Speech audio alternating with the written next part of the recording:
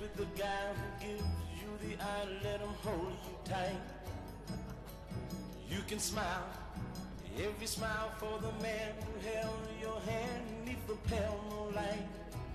But don't forget who's taking you home and in whose arms you're gonna be. So darling, say the last dance for me. Oh, I know that the music's fine, like sparkling wine. Go and have your fun. Laugh and sing. But while we're apart, don't give your heart to anyone. But don't forget who's taking you home and in whose arms you're gonna be. So darling, say the last dance for me. Baby, don't you know I love you so? Can't you feel it when we touch? I will never, never let you go.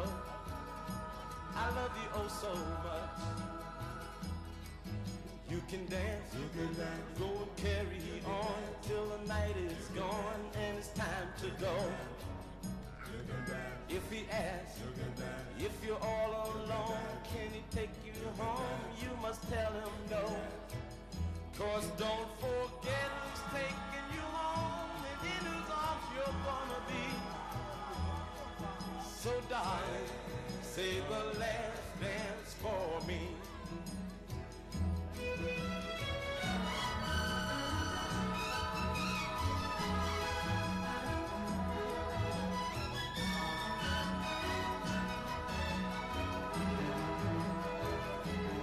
Don't forget who's taking you home and in whose arms you're gonna be. So darling, say the last dance for me. Say the last dance for me. Say the last dance for me.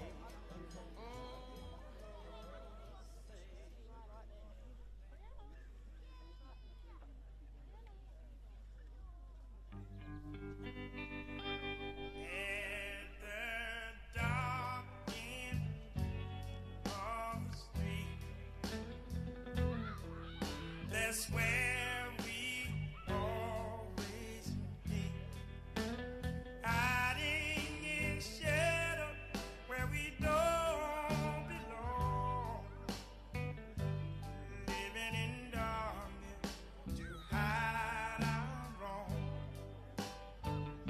You and me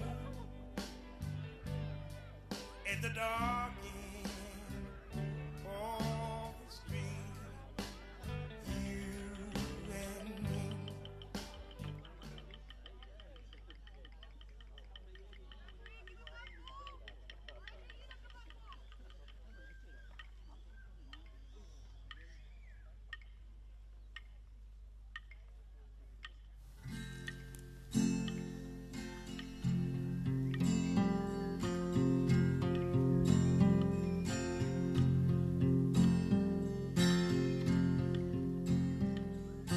Albert Namatjira painted not so much the things he saw,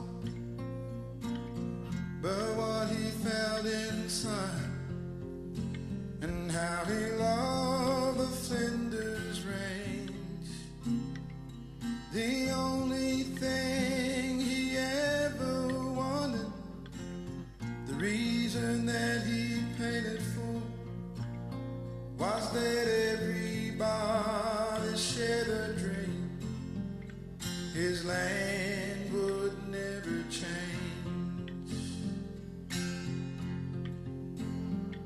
But change it did, and through the years they introduced some foreign plants. Familiar things are strange, while strangers play upon the lawn, and motherland has shed her tears for lives that never stood a chance. And Albert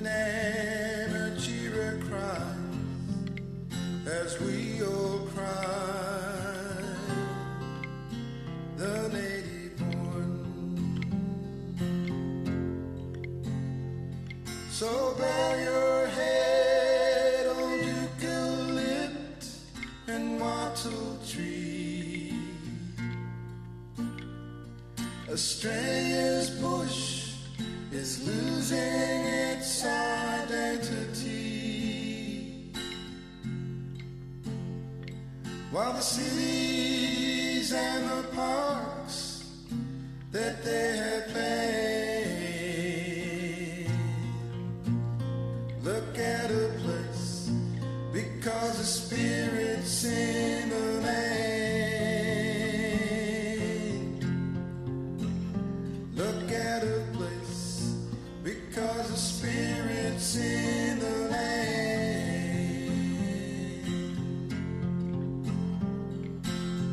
Do you remember Joseph Banks, who stood upon this sacred earth, and what he felt inside when he looked around and saw the land to whom we give our thanks, our motherland has given birth to trees and plants and animals he'd never seen before.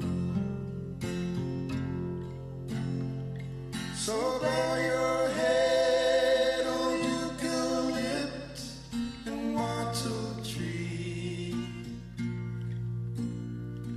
Australia's bush is losing its identity, while the cities and the parks that they have planned look at a place because the spirit's in the land. Look at a place because the spirit's in the land.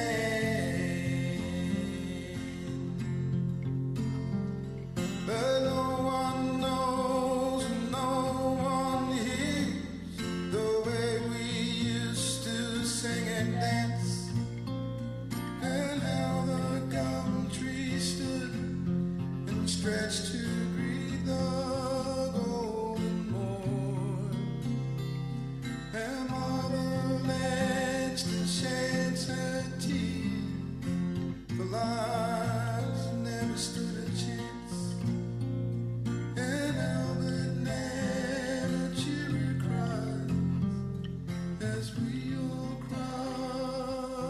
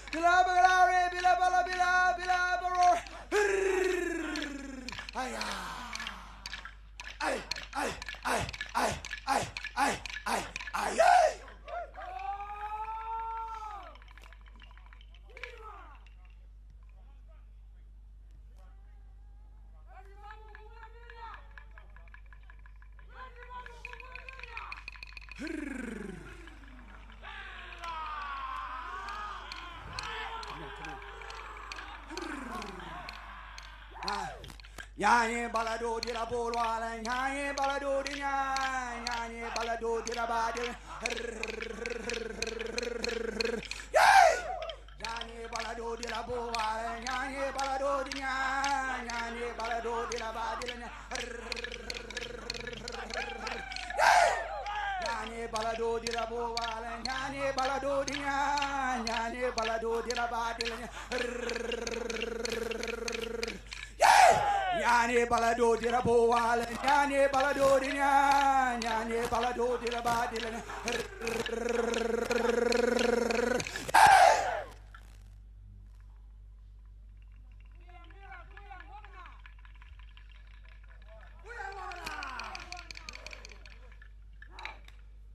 Goya wangambira, goya wangambira, goya wangambira na ya. Goya wangambira, goya wangambira, goya wangambira na ya na. Goya wangambira, goya wangambira, goya wangambira na ya na. Goya wangambira, goya wangambira, goya wangambira na ya na.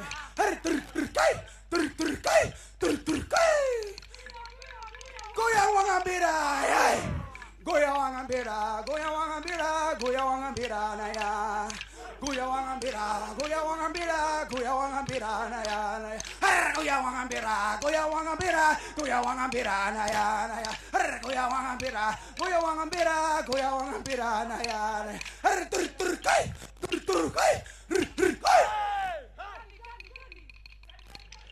Kati bawinya kati wagana. Kati wagana. Gilir kati wagana. Bumrah, bumrah, bumrah. Yay. Gati barawinya, gati barawinya, gati barawinya. Bumrah, bumrah, bumrah. Yay. Gati barawinya, gati barawinya, gati barawinya. Bumrah, bumrah, bumrah. Yay. Gati barawinya, gati barawinya, gati barawinya.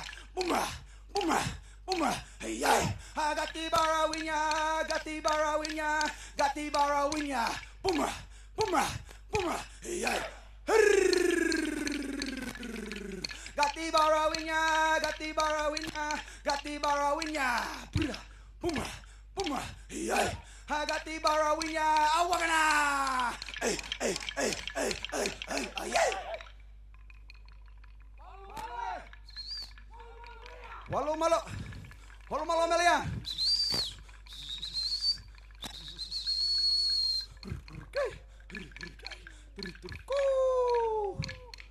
Walau malo melian, walau malo melian, walau malo melian, walau malo melian, walau malo melian, walau malo melian, walau malo melian, walau malo melian, walau malo melian, walau malo melian, walau malo melian, walau malo melian. Awakana, ay, ay, ay, ay, ay, ay, ay.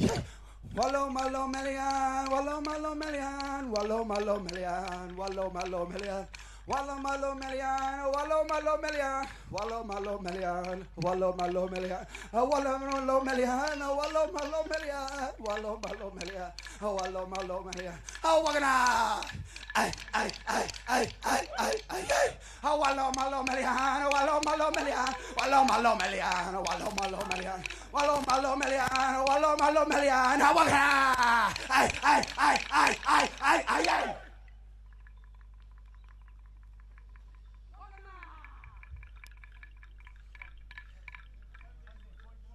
Wagana! Ay.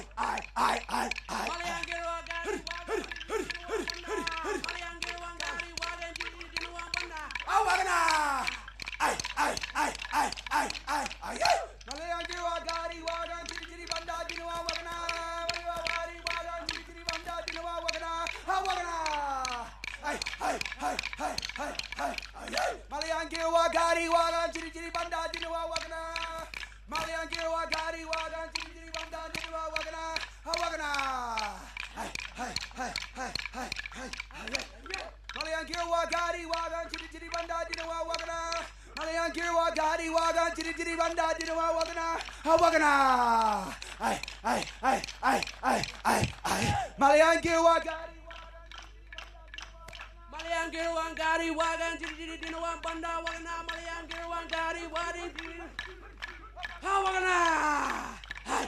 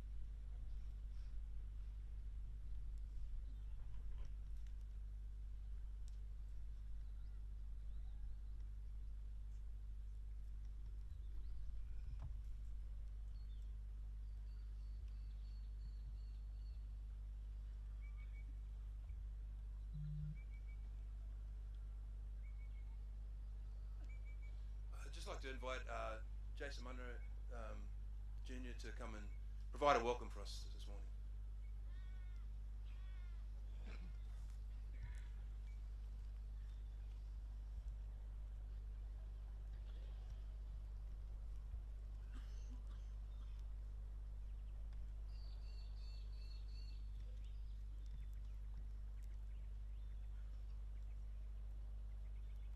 Marangaran, ini marangin ya radri ngorbang, ini marangin dege, kau yang bana, ini mara.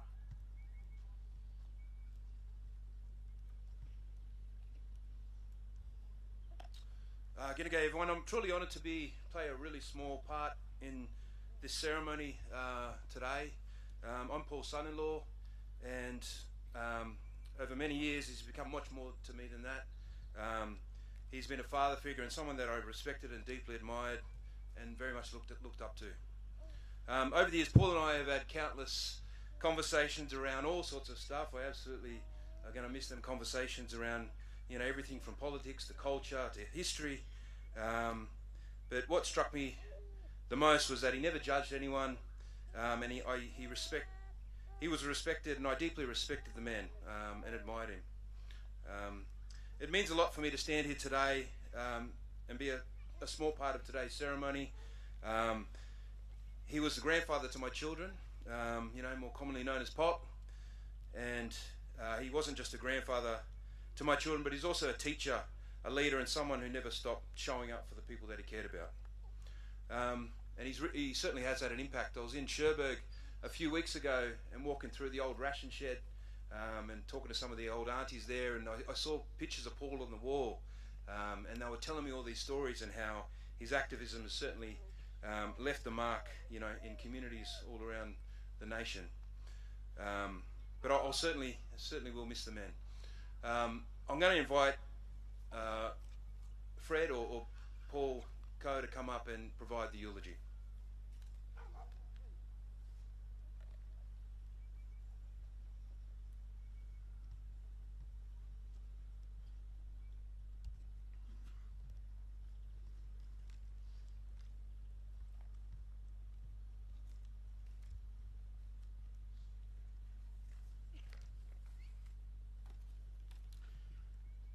Just probably start with a quick indication.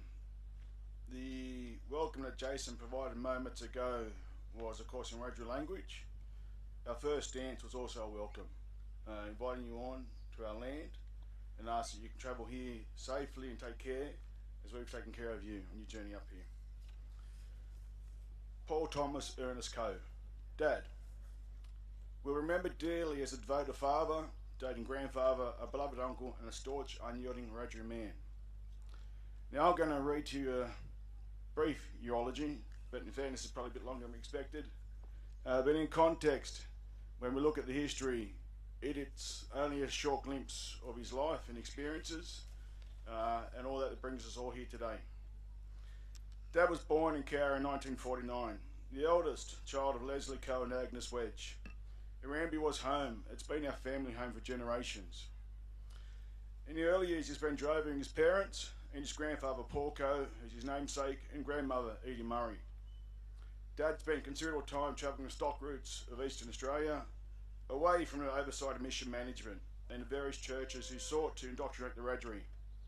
Dad was able to gain an understanding of his country, culture and law. When on Irambie, he would spend time with his grandmother Isabel Wedge and other elders of the community. Dad was the eldest of 5 siblings. Sadly, only Aunt Jen remains.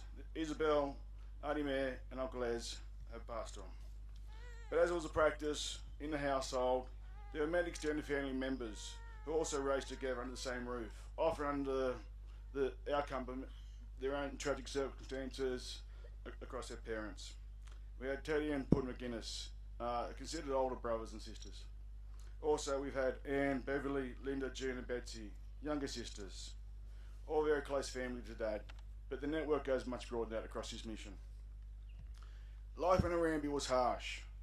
When we look at Dad, born 1949, we know what that now means about Aboriginal behaviours and as far as government policies. He was under mission management. Food was being rationed out at leisure, Any kind of indiscretions cause that food to be withheld.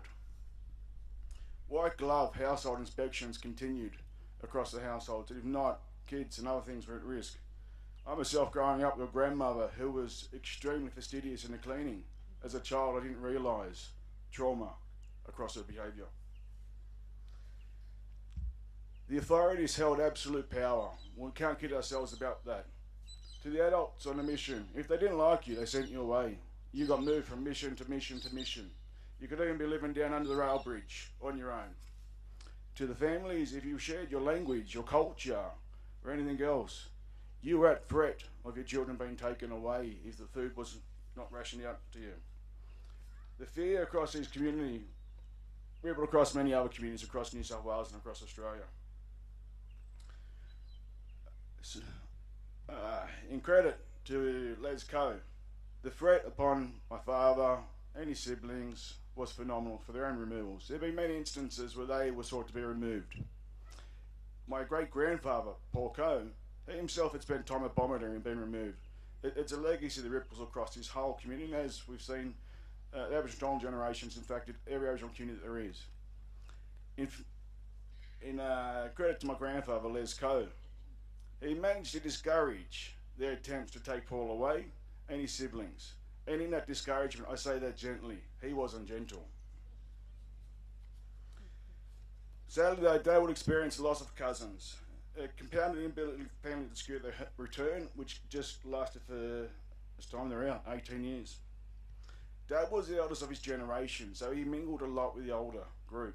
In that he had an uncle that was only 4 months older than him, close to him, of course, living here in Arambi, was removed from school while Dad was there. He wouldn't return until he was 18. Uncle Arch. Uncle Arch's trauma would carry him, follow him through life, effectively, in and out of jail. The pain, that suffering, would not know any way to deal with except for drugs. And for Dad, the sadness of watching that across his close cousin, who himself was such a strong man, but had been broken by the system.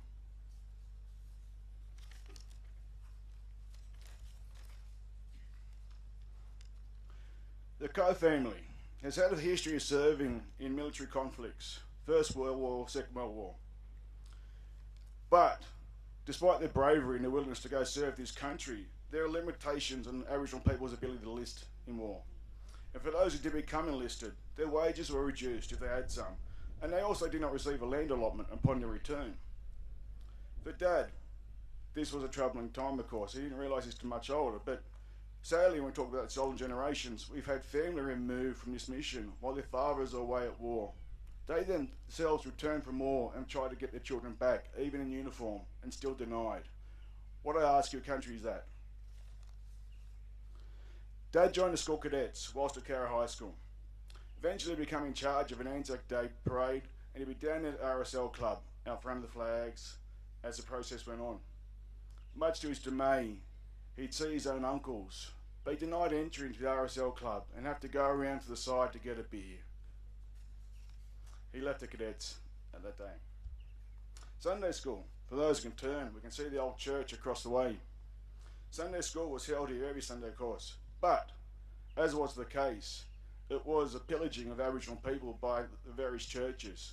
Dad reports of up to 4 different sessions a day on Sunday, just for everybody wanting to come have a bite of the Aboriginal community up here. Between the churches, the welfare board, the mission manager of schools and police, there was a sustained effort to suppress and destroy Aboriginal culture and language. Much like experiences across Eastern Australia, the era of assimilation was profound for its impact upon Aboriginal culture and highlighted the danger in public displaying it. Dad did report these primary school years were pretty good. It was a mixture of a migrant community in parts of Koori, and the primary school he was at had a nice family connection across that. The teachers could see a large mixture of Aboriginal kids and migrant kids. That didn't carry through to high school though. At the time Dad attended high school, the Aboriginal kids weren't allowed to proceed past second year. Year 8 probably more easy to understand in modern context. Dad would later on reflect that his older sister, as you call it, Unpud, was a very intelligent and gifted lady who was denied that chance to proceed. Dad, through the fighting of his mother and father, managed to push past that barrier. Racist barriers being pulled apart by Les and Agiko. There was a moment though where he nearly fell apart. He'd been blamed at one stage for a school fire. At the risk of being expelled, Les was able to take up the fight, but Dad did have to repeat a year.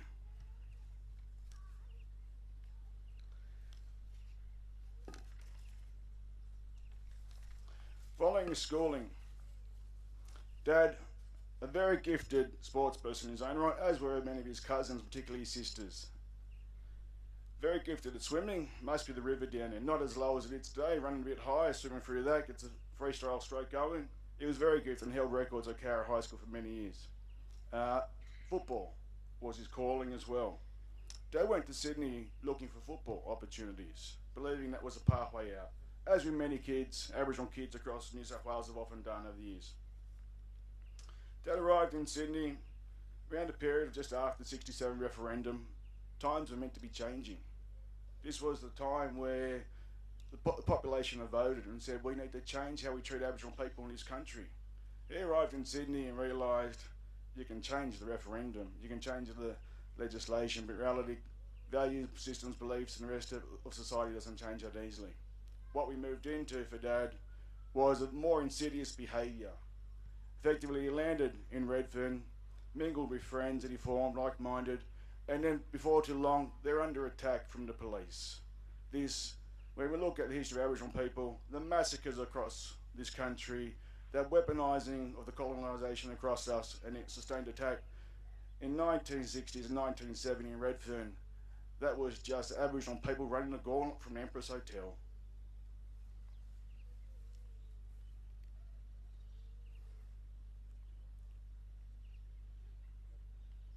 The beatings at the time were indiscriminate. There was no recourse against it. The Aboriginal population were voiceless in that. As mentioned, involved from the massacres. And I'll quote Dad in this. Powerful forces are ranged against the black man in this country, which constantly humiliates him. Forces that cause a fear so strong that it paralyses his every movement and virtually rips his guts out and castrates him. This fear is caused simply by being black in a white world. This fear is felt in the presence of the white master, his police, his officials and his authoritarian repressive policy towards the blacks. This is the fear that it takes individuals' untold hardships to conquer. Paul Coe, 1970. Poor experiences with racism with the football club and injuries, of course, caused him to walk away from his football aspirations. Those experiences of violence, as I mentioned, in and around Redfern, also caused him to look at his choices. Dad had gone down and enjoyed the idea of going into the arts. He'd enrolled in TAFE and was pursuing arts. He realised at some point down that journey that realistically art was not going to be good enough. And I quote Dad, I gave up painting and sculpting because I realised that you cannot paint social, political and economic change. You had to do it. Aboriginal self-determination was forming as a concept in those late 60s and early 70s. Dad is seen as the helping hand in showing how this can work. A visionary who understood the need for his people to be safe and healthy with their rightful place in this country. As mentioned, he's drawn to similarly minded people, Aboriginal people in Sydney. Their experiences of racism and oppression would result in them imagining a better world for their people. With belief they could affect change, a Black Power movement formed. This group scared people. Before too long, we had ASIO following. Before too long, we had police monitoring. This fear of an Aboriginal uprising was excessive. Amongst this group of friends, he found lifetime allies. One he particularly holds fond in his later years would always keep talking about to me, my uncle, Billy Craigie. In addition, there was, of course, Gary Williams, Gary Foley, John Yufong, Tony Koori, Bronner Prentice, and many others. But of course, Dad was never too far away from family members. Mum Cheryl, as many know her, Auntie Cheryl, as we know her here, and Auntie Isabel. The early activism of this group resulted in multiple demonstrations, including supporting the Gringy claims for land rights through the establishment of community supports. A pivotal moment for Dad came in his motherfucker speech. A protest against the Vietnam War in 1970 had moved through the streets of Sydney and gathered at the old Sydney Stadium to hear speeches. Taking the podium at this group, Paul acknowledges in hindsight this was the biggest crowd he'd spoken to at the day. He was confronted but took the mic. And I'll quote, "Whilst I supported the anti-war movement and was active in it, I accused the demonstrators of hypocrisy and informed them that repression and official state-sanctioned violence was directed against the Indigenous people of Australia. I pointed out to them that they had the means, the power and the influence to affect government policy domestically for the betterment of Aboriginal people." A call to action. The call to action worked. We would later see elements of people starting to come from those young university students, very much like-minded and engaged, reflective of that era they were coming through in the 60s and 70s. We had from that the likes of Peter Tobin, Hal Wharton, Eddie Newman and others, particularly connected to the University of New South Wales. This group weren't put to work straight away. They got to travel along and see the treatment that was happening in Redfern, understanding the beatings that was taking place, and effectively these lawyers and judges, or what they be, who had belief in the legal system, realising the legal system didn't protect the Aboriginal people of Redfern.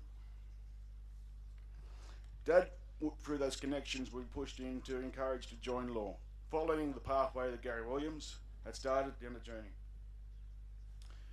Equally across this time, they'll start to conceive of a legal service, a vessel to help protect Aboriginal people's rights.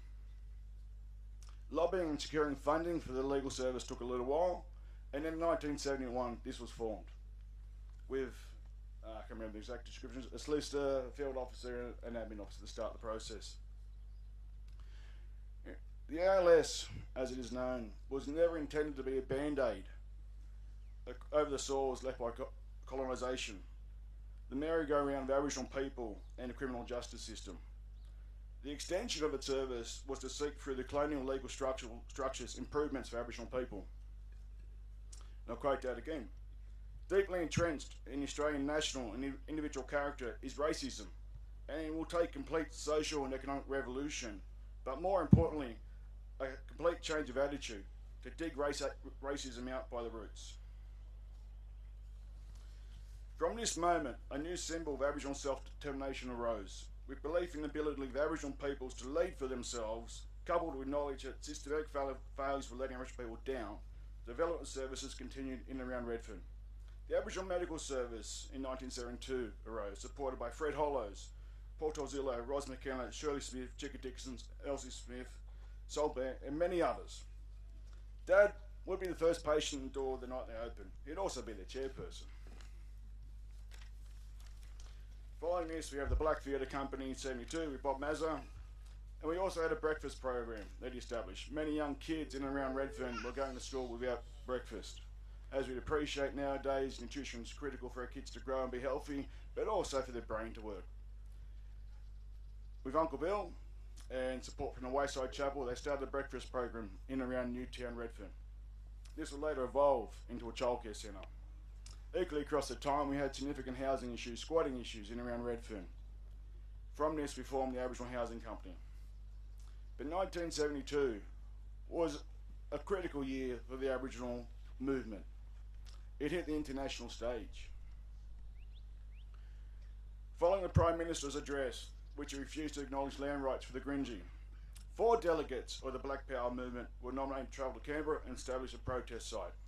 Uncle Billy Craigie, Tony Koori, Michael Ganderson, and Bertie Williams. They created history with the tent embassy. The embassy will be attended by the leader of the opposition, Gough Whitlam, who boldly proposed to recognise land rights and adopt international covenants on human rights to override the behaviour of the states. This site will be dismantled by police later that year, which led to further protest. During these protests, Dad was beaten by police. His unconscious body is sadly captured in the film Ningalina. On that day, he suffered broken ribs and be hospitalised in Canberra. To the day he died, my father carried the bruises on his back from that beating. The push for land rights continued. In 1976, Dad, along with Uncle Cecil Padden and Bruce Miles, thought they would boldly take over the United Kingdom. Got themselves a little rowboat, rowed out beach at over, turned around and came back in. Of course, these are river boys. Didn't realise there's waves. And as they come to shore, the wave takes care of that. And out they come, soaking wet. So for anyone who can find those pictures, you'll see Paul Coe standing there shivering. But they claim that on behalf of the Aboriginal people of Australia. When we look at the claim inflicted upon this country, there's no difference in the process. They just had the might and make it stick up. Dad's journey through law school was drawn out due to his distractions. As we've seen, his push for land rights was phenomenal. He's also establishing multi-Aboriginal organisations, and along the way a couple of kids, Edie first and myself. In 1979 was the culmination of his legal proceedings of Coe versus the Commonwealth. Again, same year I'm born. I don't know what his priorities were.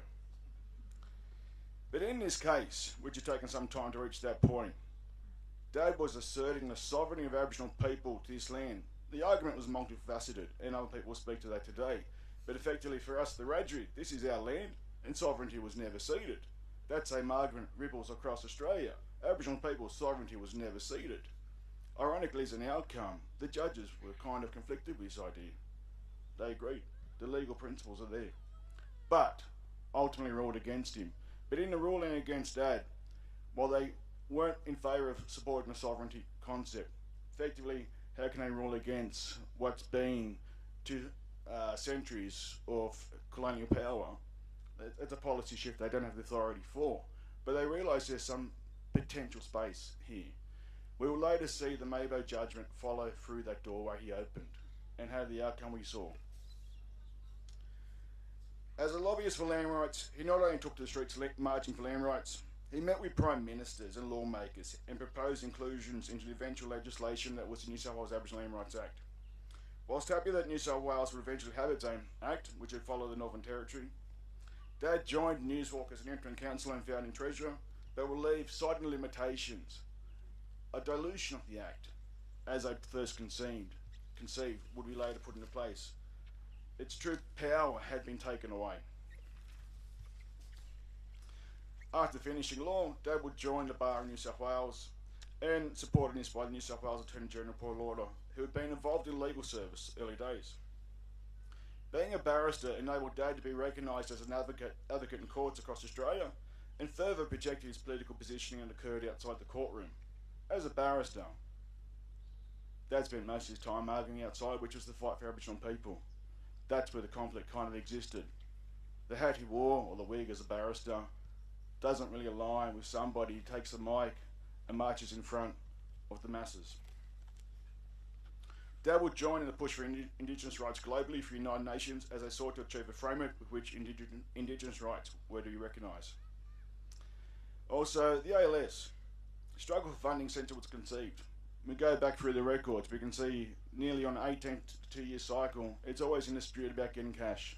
Funding being frozen for whatever reason, effectively trying to create a model from 1971 and onwards. First it was government, later on it was Yahtzee. Dad's time in the spotlight was not always positive. He tripped and stumbled, we all do. Along the way he made a few mistakes that cost him his ability to be a barrister. Having been disbarred for life, and in context, that was for life, Dad sought for many times to join the bar again. They knocked him back every time. And I ask you, was that a fair outcome? The removal of his ability to advocate for Aboriginal people was not by coincidence, as touched on. His political march against Australia started in the 70s, with ASIO following him. That continued even to the 90s. I remember myself picking up the phone and calling my cousin Matt, only to be speaking to the AFB front office. I don't think it happens too often. The government scared of a voice that wouldn't tolerate the breadcrumbs that they were offering Aboriginal people. A lifetime of struggle, resilience and sacrifice of one of Australia's first Aboriginal barristers was undone with a few strokes from the Bar Association. Dad was unable to practice law, unable to utilise his sharp mind and keen sense of ethical justice to fight racism within the Australian system of governance. Dad was stripped of his image in the public eye, bastardised and silenced. He did not give up the fight despite the removal of his tools in the war for Aboriginal sovereignty. Dad would fill in his later years with less infamous work, such as teaching Aboriginal studies at Aurora TAFE, working with the Metropolitan Aboriginal Land Council, and occasional lecturing at Sydney University. Somehow, even in his quieter years, he could still stand in the middle of it, proudly hoisting up the prize shield of Australia's Prime Minister Julia Gillard following the 2012 Invasion Day protest in Canberra. He did return, nobody wanted that day. Dad maintained his ongoing support for the 10 embassy and sovereignty movements. He, along with other warriors, lit the sacred fire that continues to burn today.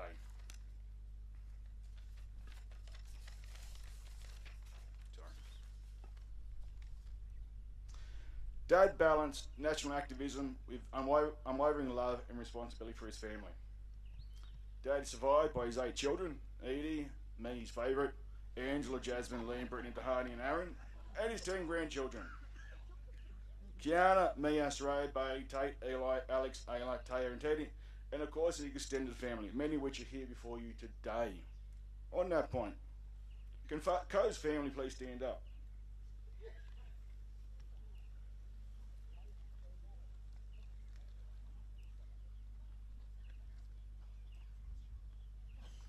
Thank you. As a father, he was always present, warm, our greatest supporter, ally and confidant. He fed the fire of our Wiradjuri spirits. He afforded a space for individual growth, tempered our minds with political discourse, encouraged critical thinking, and above all, showcased the strength and love. Dad remained a present and vocal member of the Redfern community. He inspired his children, grandchildren, and nieces and nephews, and anyone who would visit with the same charisma he displayed in his youth. Dad maintained the fight for sovereignty was still wide open. It simply needed another attempt. Dad pushed for education and good choices in his children and family. Schooling, university and jobs that continue to push the Aboriginal self-determination and now our own achievements, and equally a continuation of his legacy. And as many of his nephews can attest to, they also knew not to step aside or too far in the wrong. The car trips with Paulie Coe were not very great.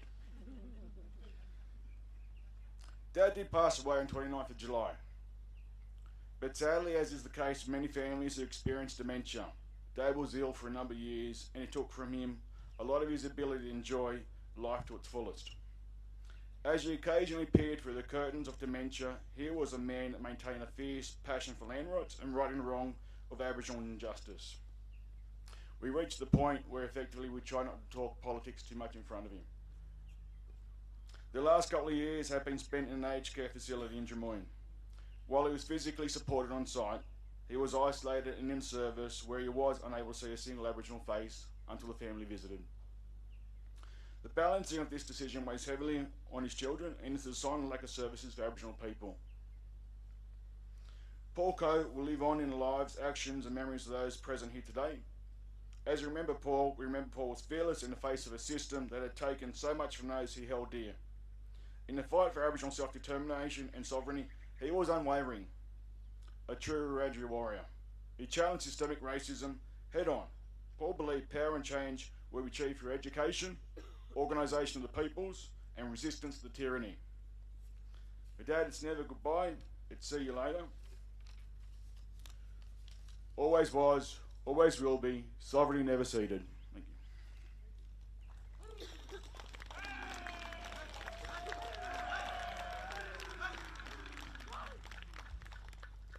Thank you, Paul. Very powerful, very, very powerful words.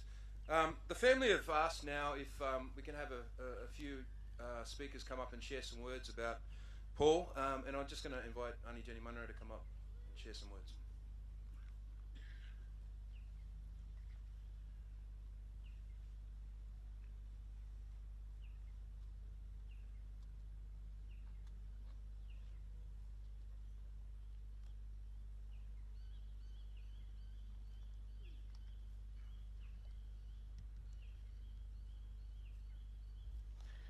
Hello everyone, in the Mayara for your Wiradjuri mob, Yalu Mori mob.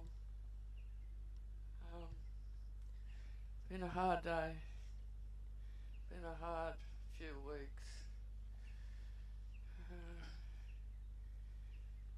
Paul was always quiet, watching all the time. I had probably one of the most warped sense of humour that you'd ever come across, and I mean really warped. I always wonder where he got it from. Was it Dad? someone else.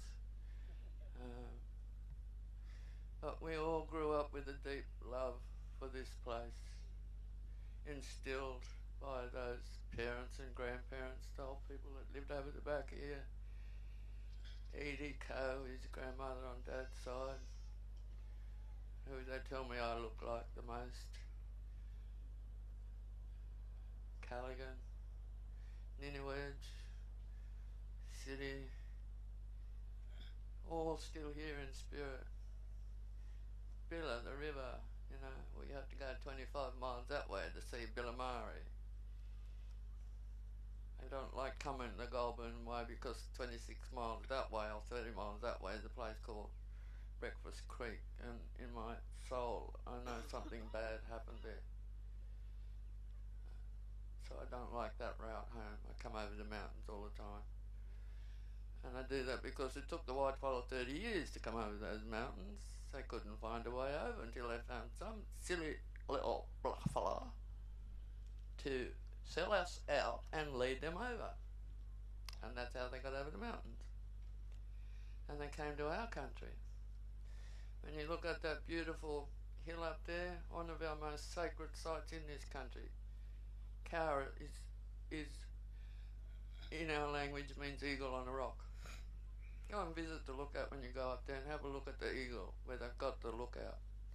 They just faced one of our most sacred sites for a white man's lookout. You know what they call it? Billy Goat Hill. Does that tell you how sick this humour is that came here? This disease called greed? Does it tell you how sick this country really is? When the people that have lived here for thousands, not years, thousands of generations are at risk every day of our lives. Because if you had parents and grandparents like ours, you were taught to defy them. You were taught to tell them, F you know where you can stick that. It's lies, it's deliberate, it's malicious, and it's so unfair on the generosity and the warmth of our people. They don't give warmth, they give conditions for everything. They don't give love. You sign a contract. Sorry, but I was a little bit more lustful than looking for a contract at the time. A little bit older now, a little bit wiser. These things happened right across this country on a national basis. Every state, every town, every road is built on blood and bones of our people. And yet they still deny the irrefutable evidence of their damned pursuit of greed and money. We had stone money. I like it now. I collect stones all the time from wherever I go.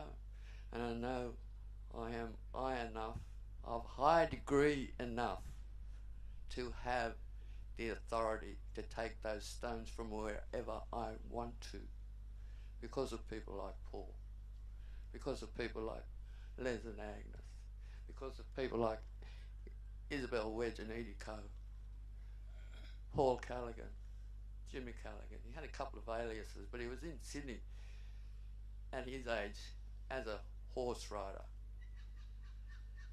because they were drovers for generations.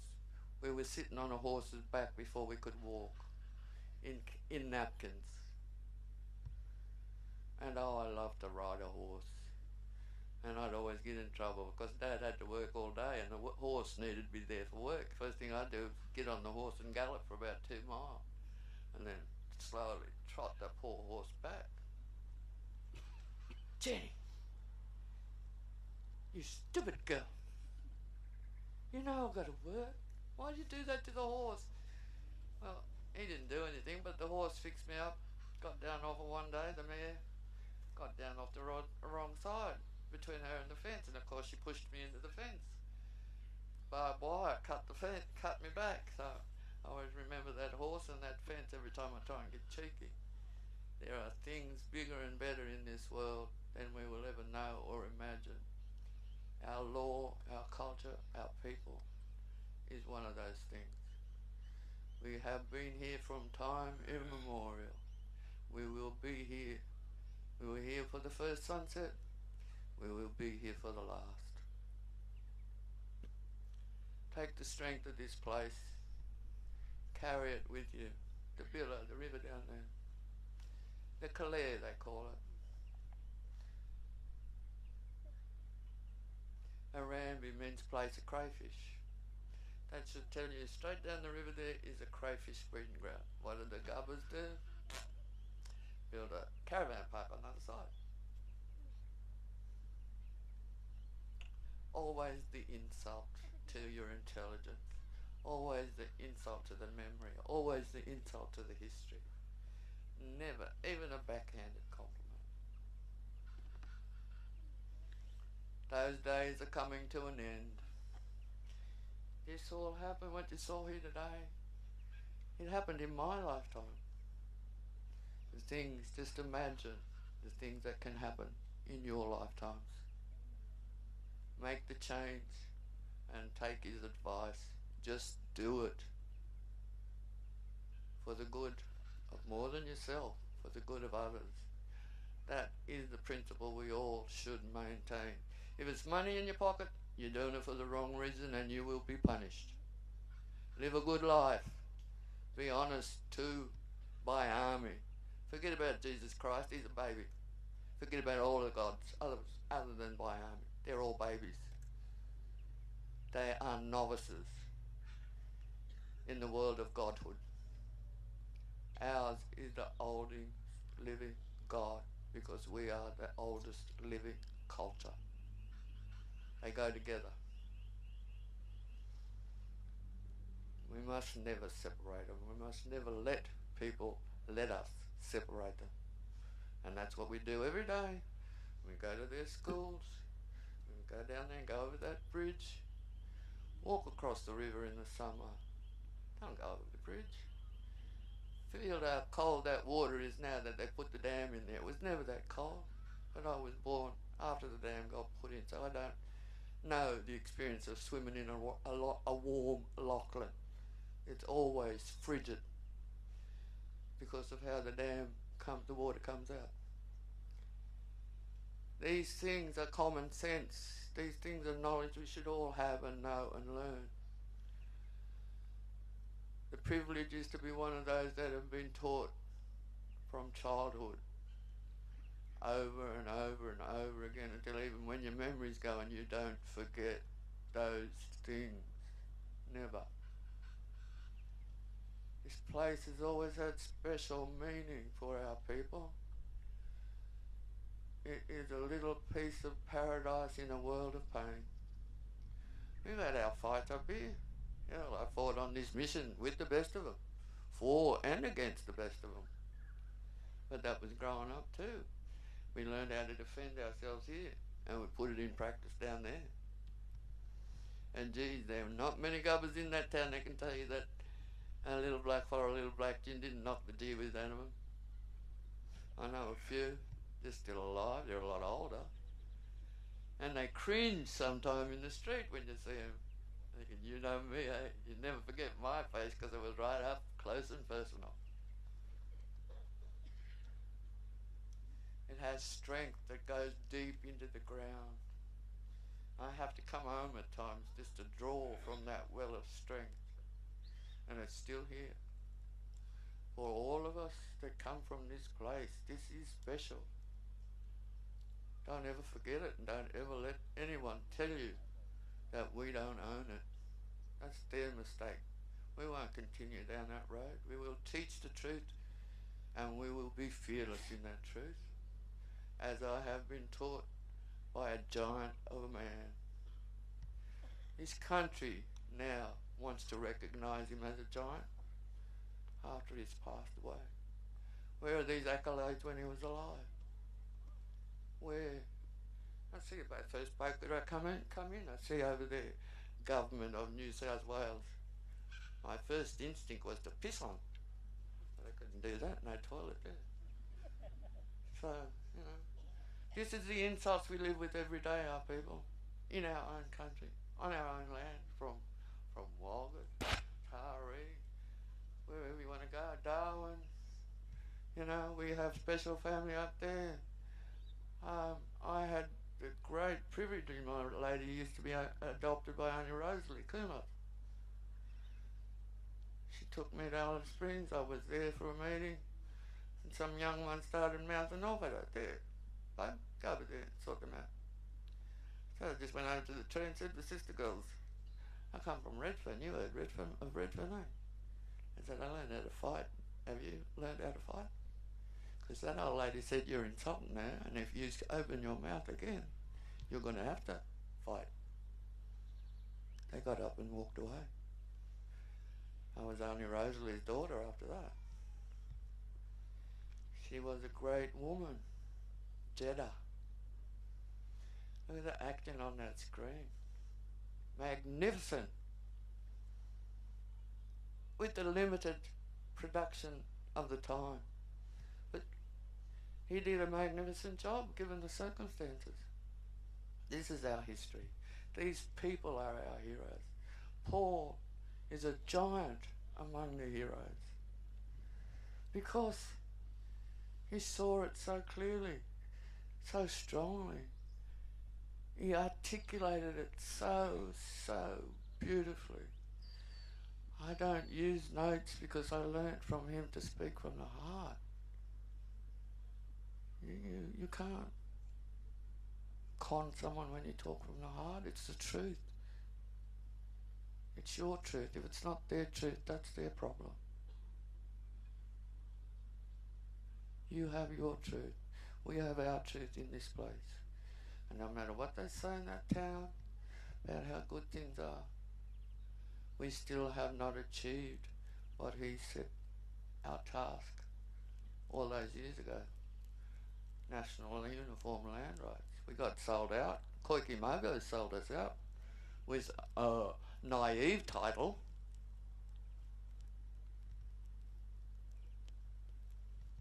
Remember that. We own this land from one end to the other. And no one has a right to say anything different. He taught me that too. And he taught me there is power in words. Use them well. He was a master, a giant, and I don't know if we'll ever see his like again. I hope we do. I hope there are children around me listening, taking it in, and wanting to be the next giant of the oratory. Because they will come, and we will win. I mightn't live to see it, but there's babies here that it could happen in their lifetime. And they'll be standing here in 50 years talking about in their lifetimes. May Bayami bless my brother. I know he's blessed. I know he's gone across the sky. This is the formal parting of the ways. I will see you again. I will see them all again. And that is my deep belief because of their teachings, their love. When I was all my babies, Mr Coe was still there at Leichhardt. I could walk in that house and get whatever I want. Just if I wanted to walk out the door with his wallet, I could have walked out the door with his wallet. He was generous to a fault. And he loved deeply. He mightn't have articulated, but you saw it in his eye, in a smile sometimes. Now and then he might give you a little tease with the words.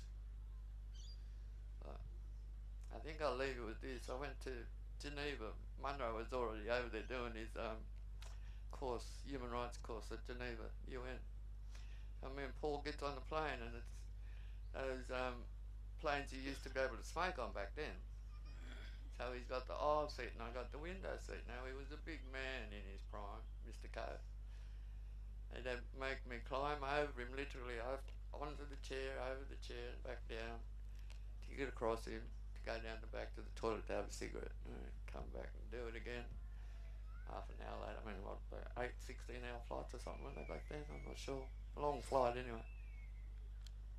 You want to smoke? Every time I get up and nudge him to move. You want to smoke? Yeah. You'd have to climb over me, won't you? So I climbed over him every time. He got cigarette in there. But that was like right at the end of the flight, not at the beginning.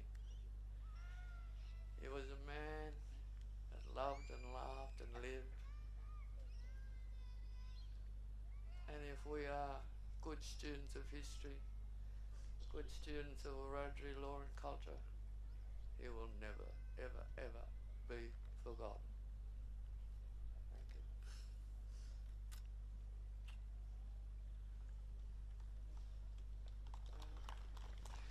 My daughter Lorna Cora of the Moors, made him a possum skin cloak in what, 5 hours? 15 hours?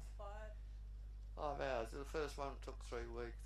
But I would really like to thank the funeral directors for letting her take it down and put it on in this morning, because it was too late to, for the viewing yesterday. So thank you all.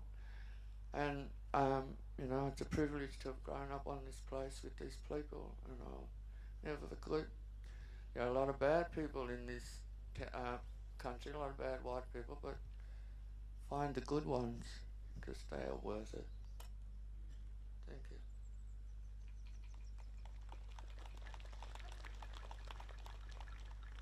Thanks, Auntie Jenny. I'm just going to invite Uncle Gary Williams to come up and share, a good friend of Paul's, to share a few words.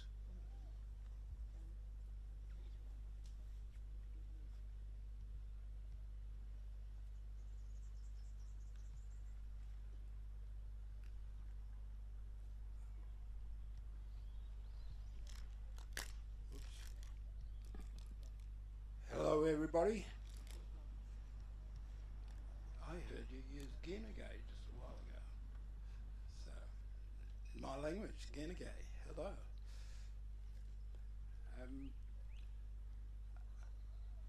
I will just say tell a few little yarns. Fred has done a great job of letting you know the history. So I don't think I could add that much to it. One little story will add to it, but before that I would just like to give my condolences to the Coe family. I would also like to add it for Gary Foley. Gary Foley has said that he's sorry he can't make it, but he's recuperating from a big operation. He just says that he learned quite a bit from Paul Coe in those early days. He was a year younger, but I think he was Paul was more into politics, and Gary was getting into it, and he learned quite a bit from it. So, and might I just say, he also has, I think, the archives of everybody's ASIO files, if Fred is interested. And yes, I don't know whether my size is as big as Paul or Gary's, and but he's grateful that he knew Paul. I would like to say that it's good to see a whole lot of faces around here, and faces that I haven't seen for a while. So for the man to get us all together one more time speaks a lot to his eminence. So I basically would like to say one time when one of these three little stories that I will do, Gary Foley and I came up with Paul to Arambi to meet, so I forget what date it was, but we came up to visit his mother and father. And when we got here, his father was out on the road driving.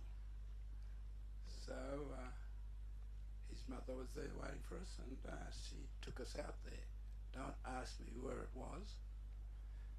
I think it turned left up the main road there somewhere, and that's just about all I remember. It was good to go out there, have a cup of tea and talk with him,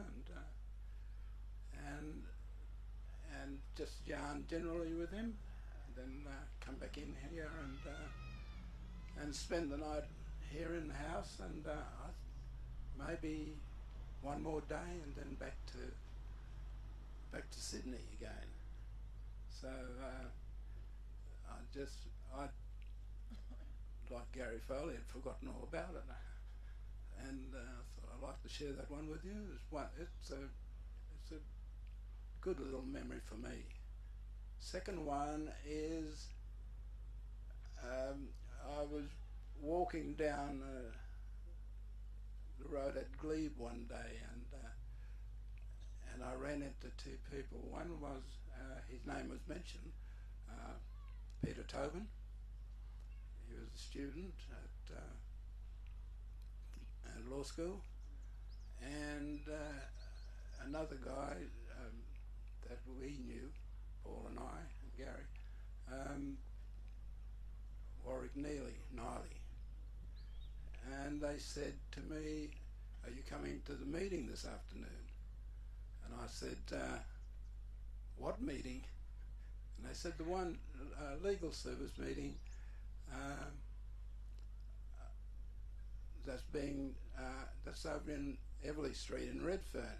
Paul Coe and Hal Wooten are organising it." So I said, "Fair enough." So I went up there, and unbeknownst to me, Gary Foley had the same type of experience elsewhere. So we both turned up, and that's how we got together, talking with Paul. And then following that, there were meetings out at the New South Wales Uni with the law faculty, where Hal Wooten was the dean of, and so with that was the beginning of the legal service. And yes, it was a long journey, and in between there were anti-Springboks demonstrations, setting up of the embassy and all those kind of things. But yes, we just all three of us grew up together in that way, and it was good to see the office open there in Botany Road. Let me see. Gordon Briscoe was the field officer. Unfortunately, he's not with us anymore. He was able to get to the 50th anniversary. Robert Tickner was a lawyer, and she might correct me if I'm wrong. Anne Weldon was the secretary. And so it was a joyous occasion to get that up and running, and as well, other things followed after that, medical service, breakfast program, etc. So, no, it stays, and it stays in Gary's mind as well, so that people say, you know, were there for the setting up of the legal service. We said, no, Paul and Hal Wooden did it first, and then we came along. So,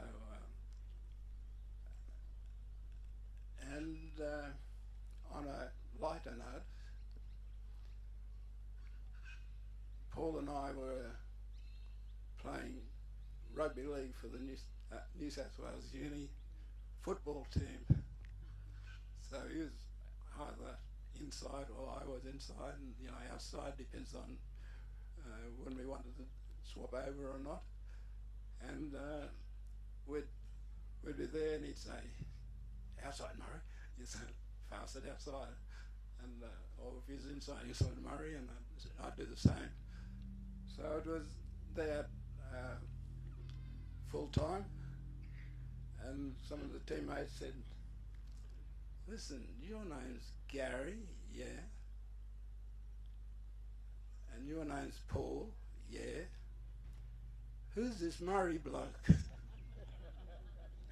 So it would bring me to Paul was actually very proud of his Wiradjuri language, and he used it every opportunity he could, and loudly.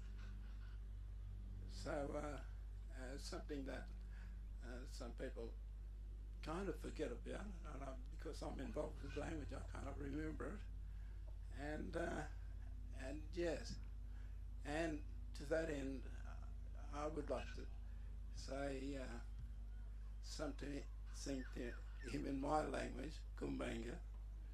But first, Yam Wajargu, Wananaganya Tunaigu, Nganyundia Ngawawa. To this country, please permit me to speak in my own language, Kumbanga.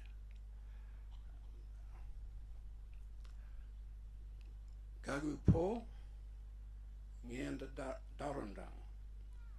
Brother Paul, you did well.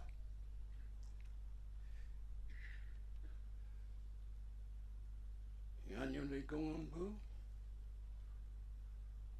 Nyambandi Gungunbu, my friend, our friend,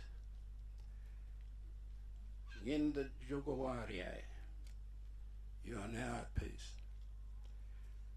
Ngena Nyagu Ganga, we'll see you by and by.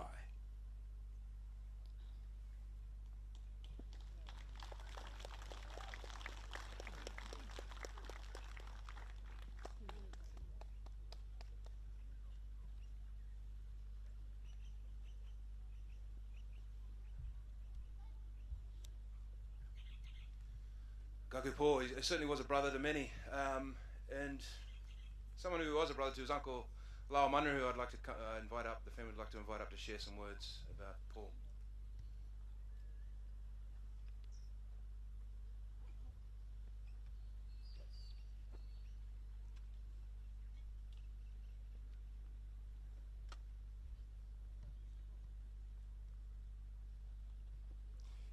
Yama Mob from the Comorai, that's in their regards and their love and all that sort of stuff down too. I know there's been heaps of stuff said about Paul. Most have alluded to his quest for justice right throughout the country in every facet of the struggle, whether it be land rights up front, whether it be top politicians in the lounge room. I decided to talk about a few things, a couple of anecdotes that not many people were aware of and are not aware of, and a couple of stories that have been shared just with family, and it's a testament to the man, one of the only one amongst us, I believe, that went to the mountain. Whether he saw what Martin Luther King saw, I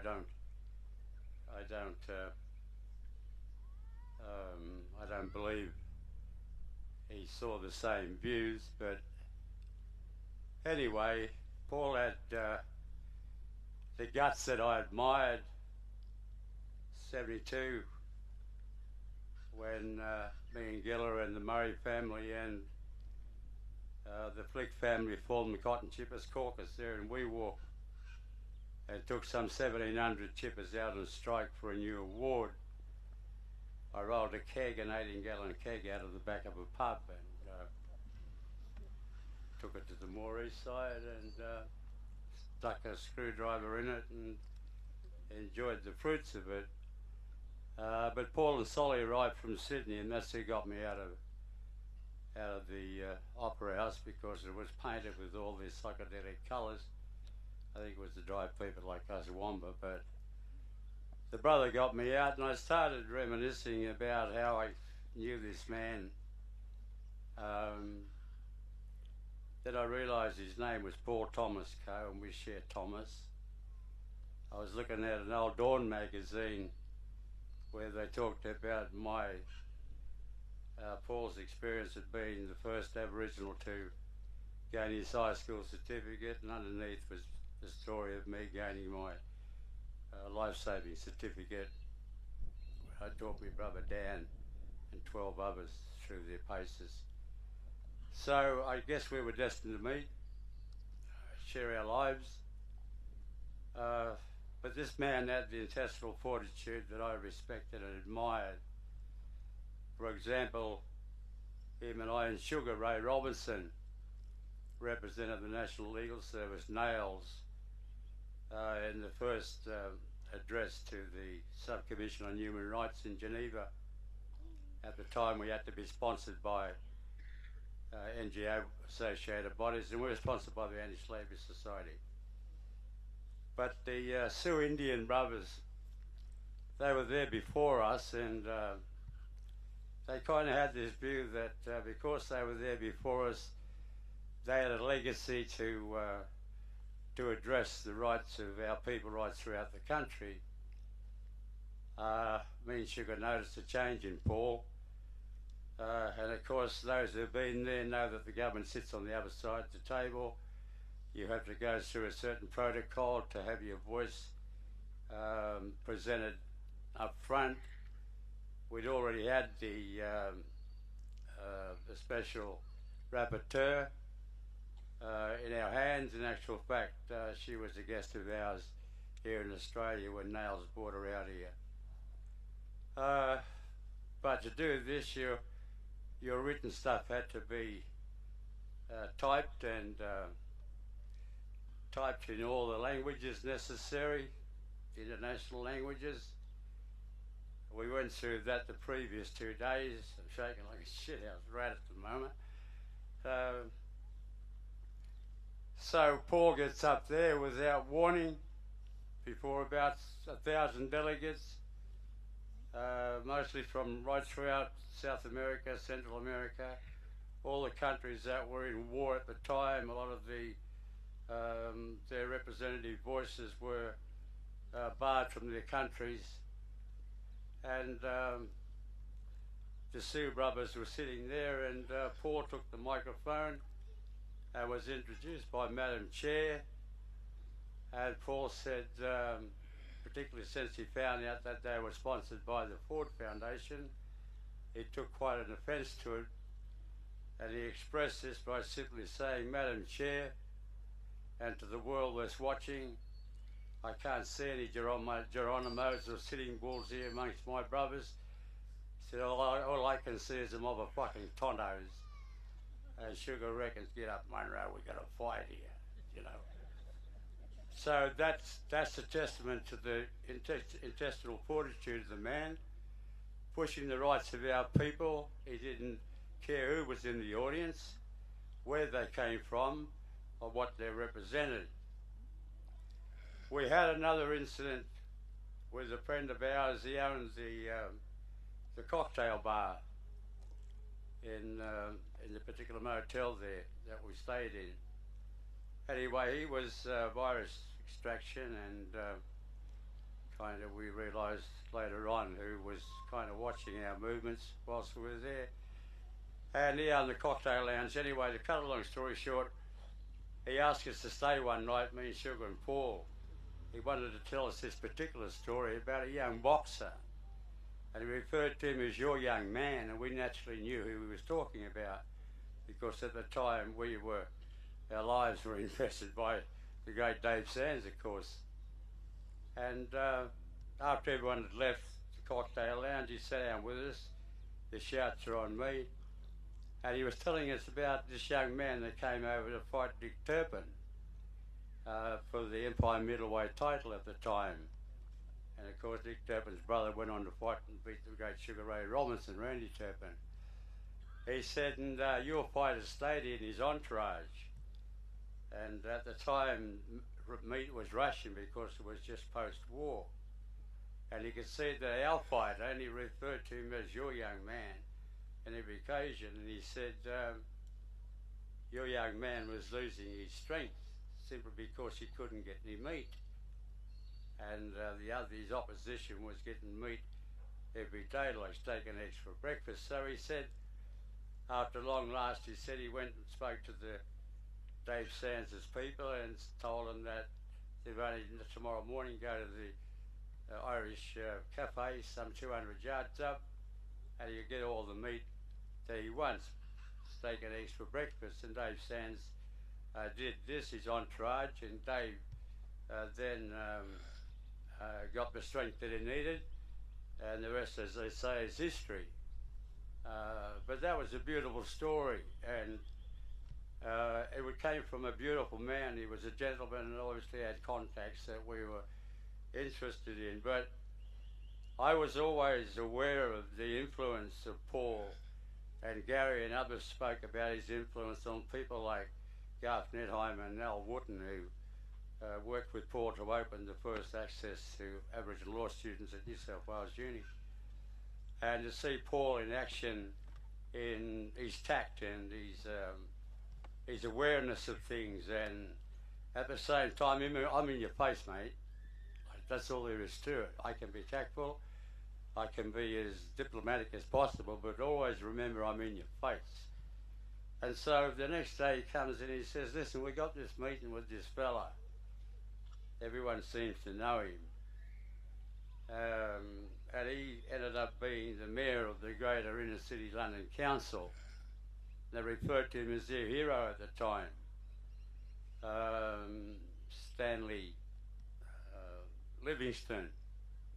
I think at the time he was about to secede from the British Empire with that particular government, but he was the politician who invited the audacity to invite the IRA to England. But he became a famous man, and he gave us 3 hours of his time because he was cleaning up the Brixton riots at the time, and he gave us 3 hours of his time in his boudoir. And to see the influence in Paul with someone like this person was beholding, because here we had this black kid from Arambi who was basically telling the world to go fuck yourselves, you know, and that became a popular saying of his right till the end, and that's what he felt about the hypocrisy that was tied up in those who wished to aid our struggle on the international arena. I thought I'd share those very personal stories with you because Sugar just looked at Paul. Jenny referred to his humour. And Sugar just used to look at him and say, you know, Munro, they won't believe us. They just won't believe us. There's no good at talking about, you know, this, like one particular, we're coming back at London there, and he decided to overload himself with weight with the kids' Christmas presents. And he held the Boeing up for 10 minutes. I mean, this kid from Arambi goes to the international arena and goes to an international airport and holds a whole service up simply because he wanted choice to take home to his beloved children, and Sugar and I had to provide the extra weight, of course, and give him our way. But that's a testament that the man that moved me. I stand here as a proud someone who's known Paul, to know the boys, to know the man. He was very much familiar with his family in the last days of his life. He certainly had a knack of dealing with journos. Go fuck yourselves.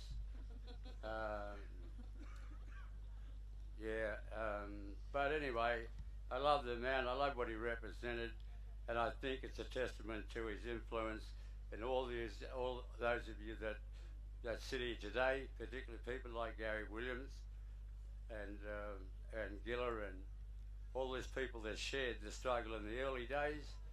Let me tell you, these men and these women, I've always said that this country is scared of the intelligent black woman. And I just happen to be in the presence of some very intelligent black women, and I think this country will freak out as our kids grow up and stand the ground that their forefathers, their grandparents, their mothers and fathers, and in particular their uncle, who was the shining light. And I don't think this country would be where it is, even though we are somewhere at the moment. I don't think we would have got there without the influence of a man called Paul Thomas Coe. Thank you.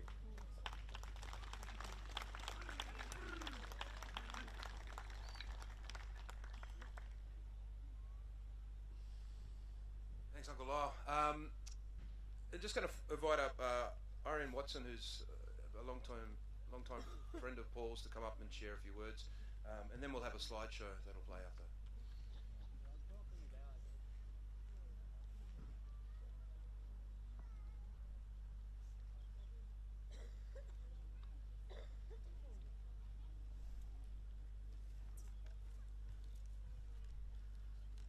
Unlike my loving sister Jenny Munro, I'm going to read from a paper, but it's from the heart, and it's very heartfelt. With respect and love for country and permission in Bonganditch, Matukaro.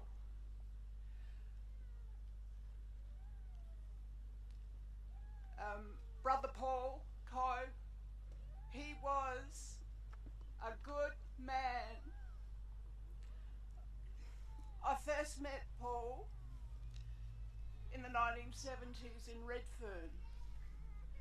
He was intense, focused, unsmiling and unfriendly. But that changed over many years to follow. He remained intense and focused and became sometimes more smiling, always a friend, and above all, a kind and a very caring brother. He was all the things that I loved in all of my old people. Later, when I graduated in law in 1984, we worked and thought together on the track that he created in Coe versus the Commonwealth. While his case, Coe versus the Commonwealth, was unsuccessful in freeing us from the violence of colonialism, it laid the groundwork for a critical examination of the racist legal myth terra nullius. Paul used the International Court of Justice Western Sahara advisory opinion in 1975 in that same case, his case Coe versus the Commonwealth, to argue for the rejection of terra nullius in its application to Australia. The High Court reaffirmed Australia's British acquisition by settlement under terra nullius and struck out his proposed claims. Paul played a pivotal role in challenging terra nullius in this country. In Australia, long before long before its gammon bullshit recognition in the Mabo case. Since Coe versus the Commonwealth, the claim that he made was First Peoples never ceded sovereignty. The Australian legal system's foundations are unlawful, and that terra nullius as an ongoing reality continues to uphold an illegal occupation of this country. These claims were made by Coe then, in 1979, and those claims are alive as they were then to this day. The track to recovering our freedom is one which we have been on from the time of colonisation, a track Paul walked as a fearless warrior. Paul, in walking this track, began to weed out the lies of colonialism, a task many of us continue with to this day, and it is one of his greatest legacies in terms of the work that he did as a warrior against a colonial legal system. In the 1980s, Paul, his family, and we heard from Lyle and Jenny about the work that they began in the 1980s. It's work that if you start to look for it, it's been airbrushed out of history. It's really hard to find this information.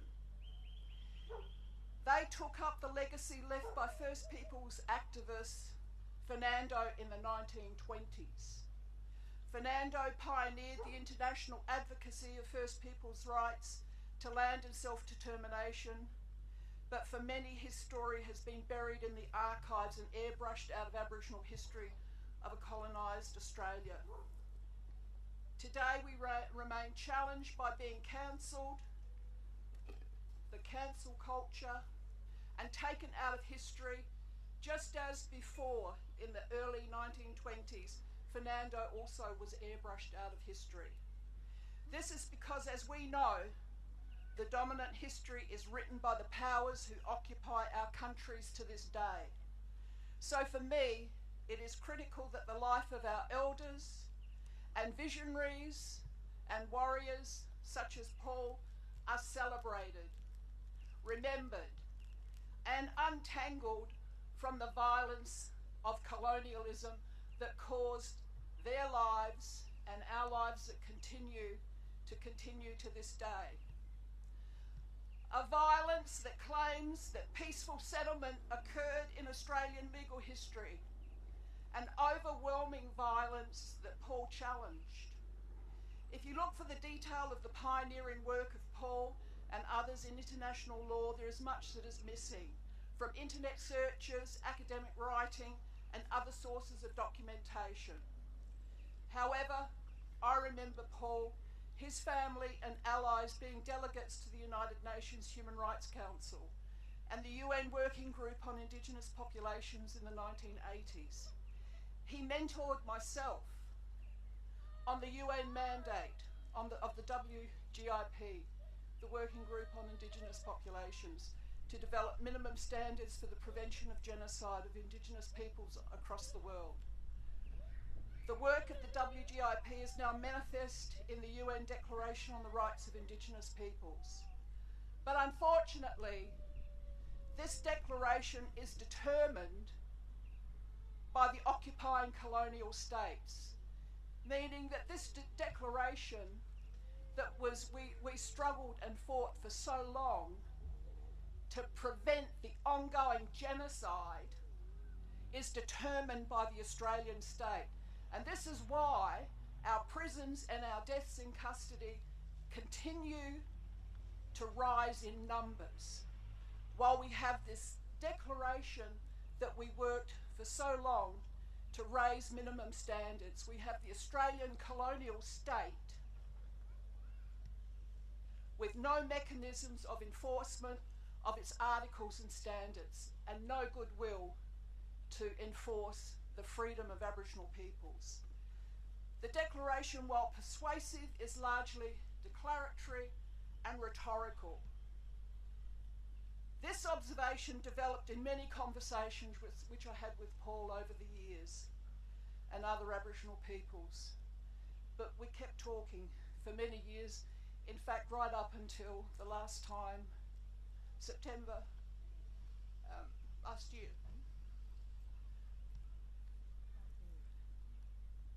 As with all colonial projects, we are yet to track freedom from coloniality, and the work is unfinished. Again, this was a common reflection that was shared with Paul.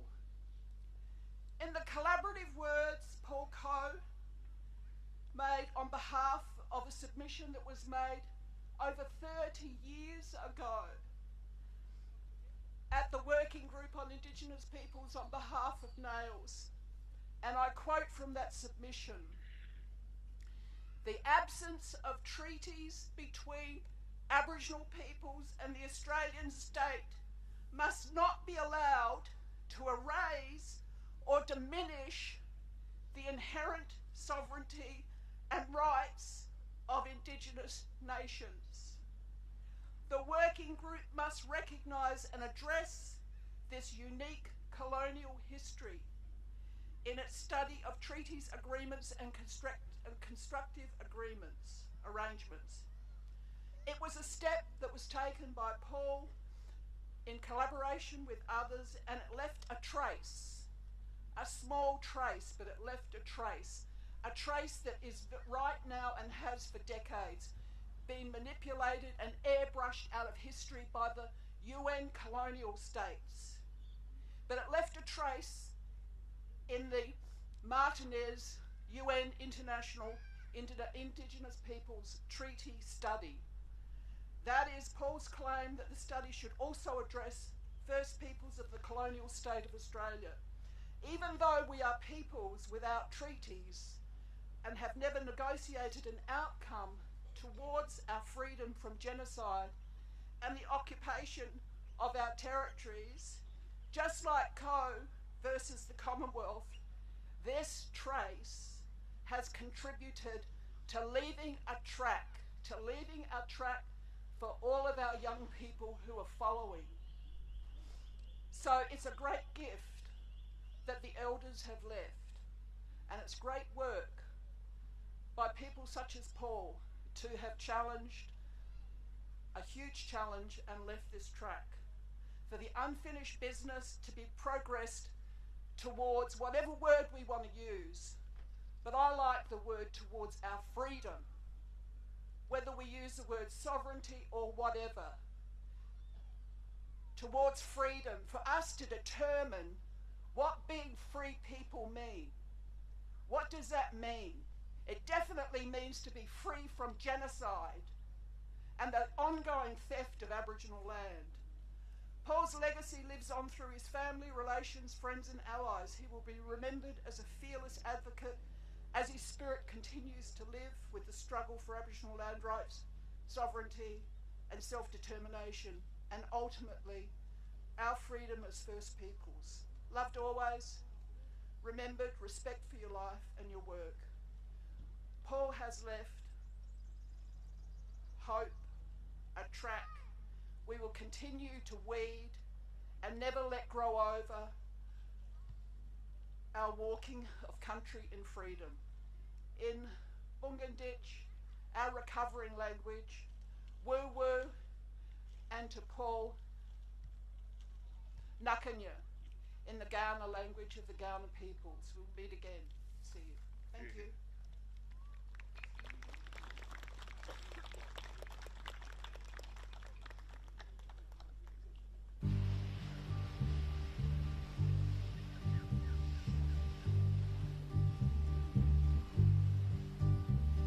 Sitting in the morning sun, I'll be sitting when the evening comes, watching the ships roll in, and then I'll watch them roll away again. Yeah, I'm sitting on the dock of the bay, watching the tide roll away. Ooh, I'm just sitting on the dock of the bay, wasting time. I I left my home in Georgia, headed for the Frisco Bay. 'Cause I've had nothing to live for. It look like nothing's gonna come my way. So I'm just gonna sit on the dock of the bay, watching the tide roll away. I'm sitting on the dock of the bay, wasting time.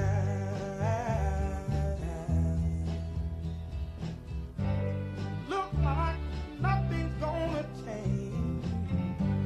Everything still remains the same.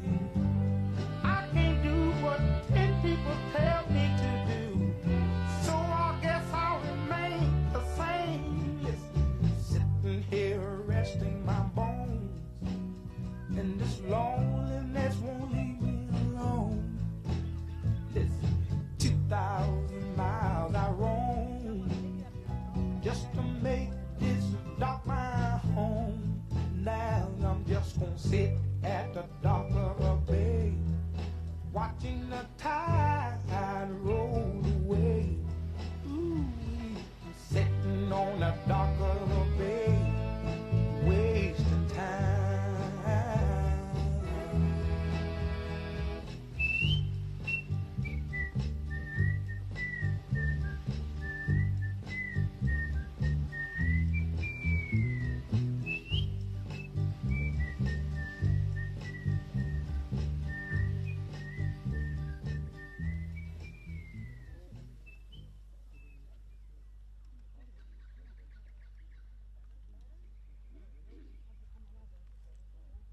I'm just going to ask Tate Walker, one of Paul's grandsons, to come up and share a few words about his pop.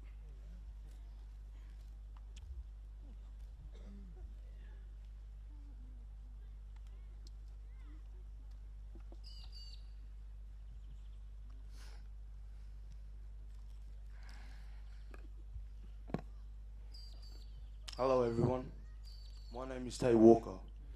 I'm the proud grandson of Paul Coe. My grandfather has had a large impact on my life and all of the lives of his 10 grandchildren.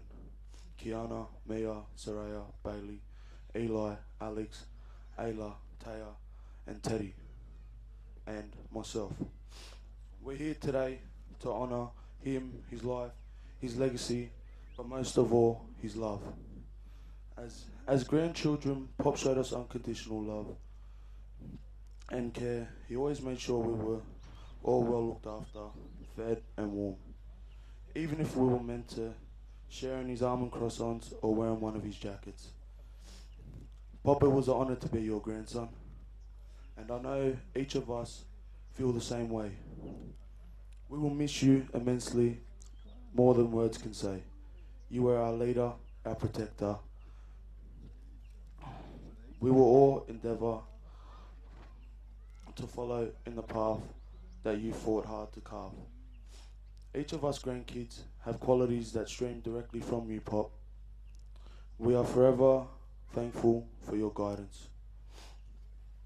As the years progressed and your memory began to fade, your love for your family and your commitment to fighting injustice never wavered. It was a privilege to help look after you and care for you in your final years. With the same love and patience and humour you gave us kids, we love you, Pop. We always will. We will look for you in the stars and find peace, knowing that you are resting in the dream time. Thank you for everything, Pop. To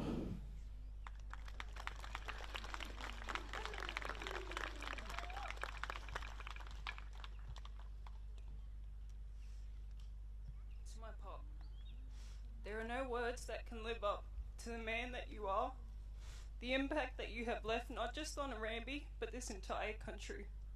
It will be felt for the rest of our existence. You have changed the trajectory of our people for the better. I thank you, Pop, and I cherish you. But before I even realised who Paul Coe was, he was just my Pop. Pop, last night I couldn't sleep. I perched myself up in the lounge room and Merlin came on, and it sent me right back.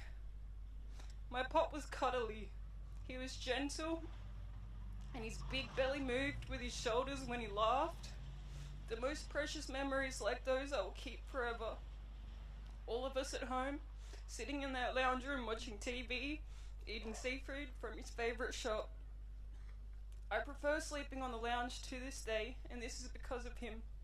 There was nothing comfier, nothing safer than his lounge.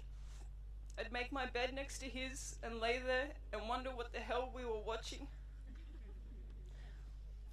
Watching Merlin last night in the lounge room, I felt that warmth you provided for such a long time. Every event I went to growing up, I knew I didn't need to worry who wasn't there because I knew Mum, Auntie and Pop would be there. Without a doubt. I'll miss that. The warmth, the safety and the peace I felt around you, almost as if nothing mattered. Once you're in my presence, I could breathe and my soul felt at peace. He was a man of little words, and I miss that. Being next to someone in silence and allowing the energy to be the love. It was precious, and you're precious, and you'll always be precious.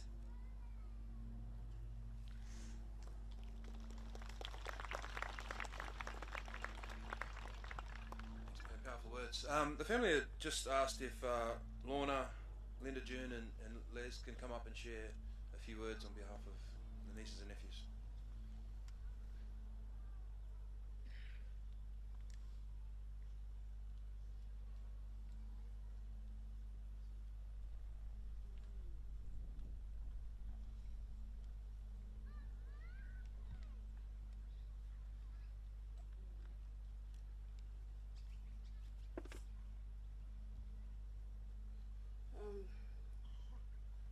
My name's Lorna Munro. My dad and my mum addressed earlier.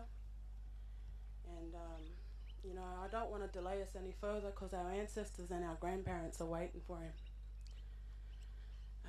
But I just wanted to say that apparently, if it wasn't for Uncle Paul, Mum and Dad probably would never have met. Because the story goes is that Dad was up there with the mighty Brisbane Blacks, looking for a black lawyer to help him out with the Wee-Waa strikes and cotton chipping strikes. And he was sent to look for Paul Coe, and the rest is history. As the poet laureate of Redfern, as Uncle Lionel Fogarty likes to refer to me, of course, I've been given the honour to share some poetry by my cousins. And I hope that you're able to draw strength from these words, as well as everybody else's words. Face me towards the sea, forever. Let my bones be the signpost for each dawn, breaking even. All that was owed on stolen lands. Gather my dust and paint your children the way that you were adorned, by ways of the river, all consummated and forlorn. Sing my story, so that our babies shall never not know the way home, and when they arrive, put my leaves into their palms and my feathers in their hair. Show them how we survived, show them how we thrived here, long before we were separated by force. Tell them they own their matriarch stories, for I am no longer here to chide, nor do I have the opportunity to teach. Tell them who stood here before them, and who was here before them, and who was there before them. Invoke the roll call of warriors who said no, to whom we all owe. Honour me in your own existence. Bask in the memory of your ancestors' resistance. Hold tight, draw strength, for as long as you remain, I have never left. Again, I don't want to delay, but I would like to share my favourite memory, real quick yarn. You know, when Uncle Paul was getting on in life and he was taken his journeys much like our grandmother used to do laps of the mission. I'd always find him in the most random places in and around Sydney, mostly around Redfern. I think that's where he was gravitating towards. And I'd pull up and he'd open the door and I'd say, "My uncle, where are you going? What are you doing?" And he would smile at me and he'd say, "I was waiting for you." Thank you.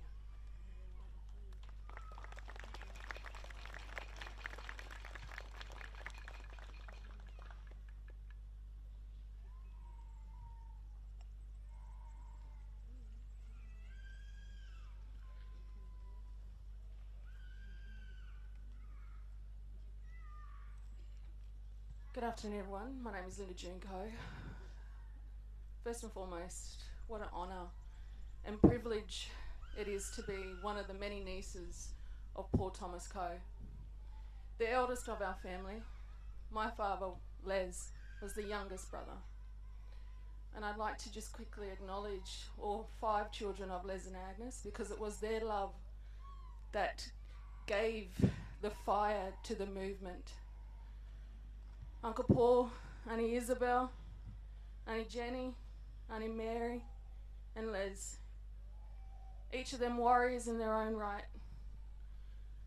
Their destinies are all intertwined, but it was Bayami who sent them here to this time and place. Each with a contract, a destiny in which they were to fulfill. To give to the Wiradjuri people. The intellectual sovereignty that's been planted by my uncle is woven in every single one of us. The right to think freely, with an open mind, not caged, not colonised, not controlled, but as Wiradjuri. And over the course of 3 generations, what we've witnessed here today is the practice of Wiradjuri sovereignty. The reaffirmation that we are still here and we're not going anywhere. I'm proud to come from some of the staunchest black radical thinkers in this country, and with each generation that will follow, that flame of fire that burns in our bellies will continue to grow. Mandungu, everyone. I'll now hand it over to my brother Les.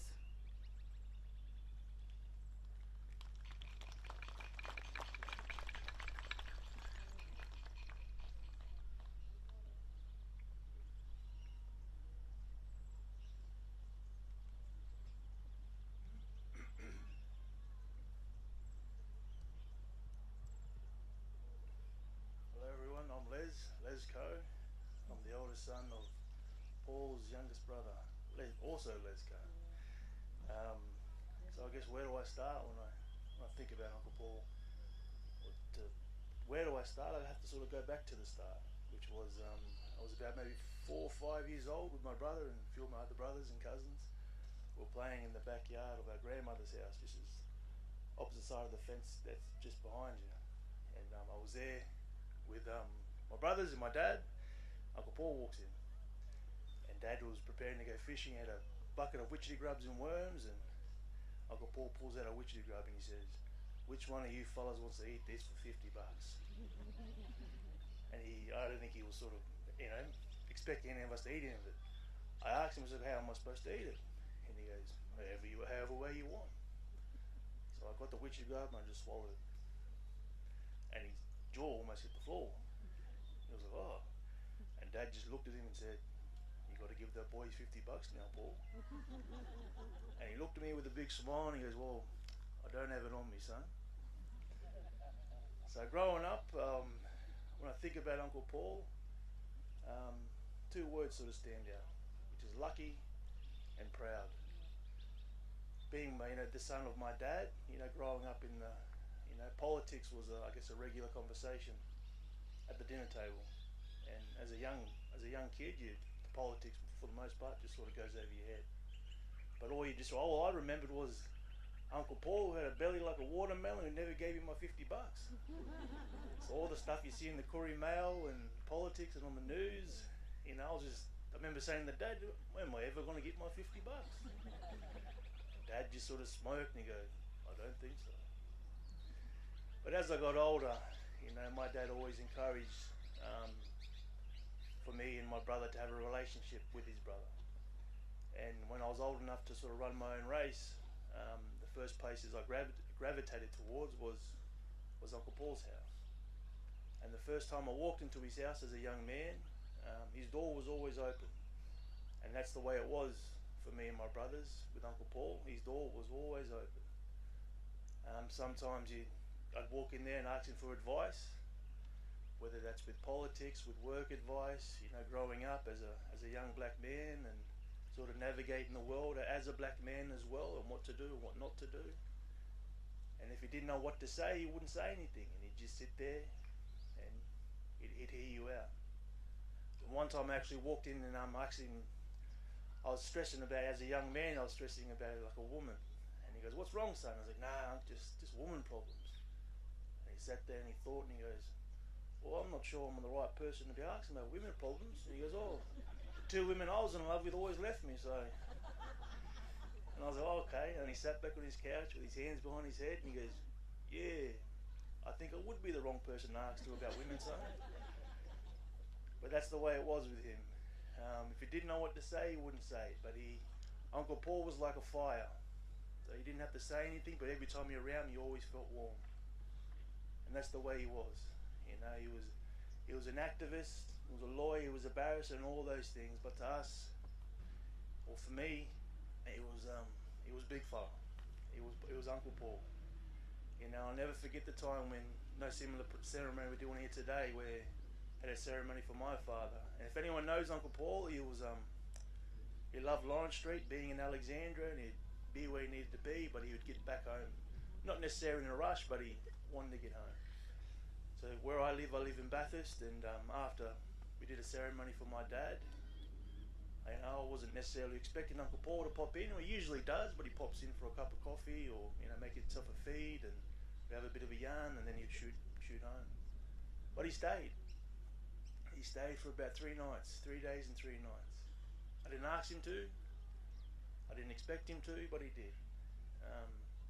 What he did over those 3 nights, he was like fire. He knew my heart was breaking, my world was turned upside down. You know, losing my dad and also his brother. But he sat there with me for 3 days. Didn't say much. He put on his silly shows like the Merlins and these old World War II documentaries up until 3 o'clock in the morning. But we just sat there. And he told me some stories and some yarns, and he comforted me in a way that, you know, I'll forever be grateful of. And that's what he was for me and my brothers. It was that big fire where if you sat around it long enough, you'd always feel warm. He might necessarily have the right thing to say a lot of the time, but he was always there for you. So lucky and proud is how I feel about describing Uncle Paul. I was lucky to have him, and I was always proud to be his nephew. Now, what we shared here today is a part of Wiradjuri culture, and Uncle Paul was a fierce Wiradjuri giver who unapologetically was Wiradjuri. And to understand Uncle Paul, I bring it down to I used to ask him, you know, why are you the way you are? Why was Auntie Isabel the way you are? Why was Auntie Jen the way she is? And Auntie Mare and Dad? And he's like, "What do you mean?" I was like, "Oh, you know, these are all fiery, you know." And Uncle Paul goes, "Oh, I don't really have the answers, son, to tell you the truth." But over the years, when you start to talk to him, you know, Uncle Paul usually talk about his father and his mother.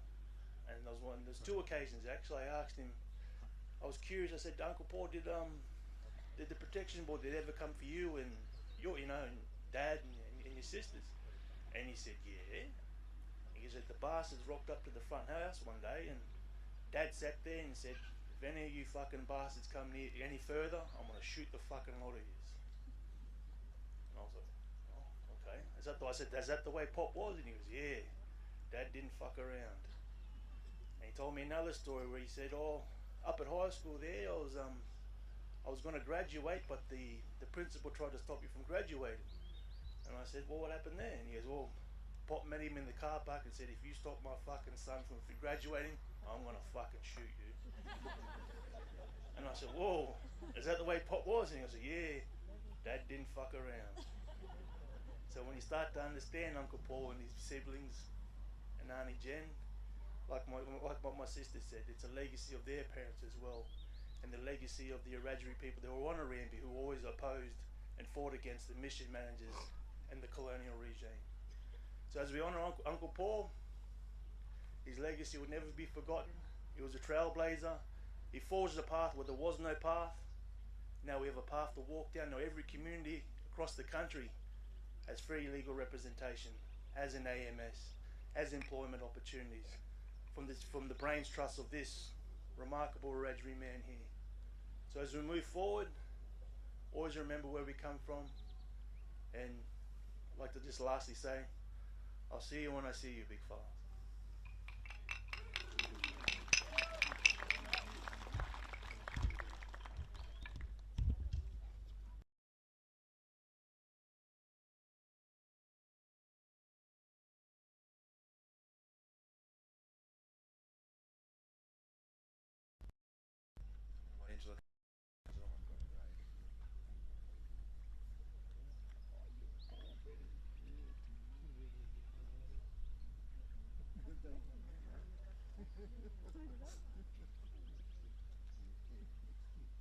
Hello everyone, my name is Liam Coe, Paul's son.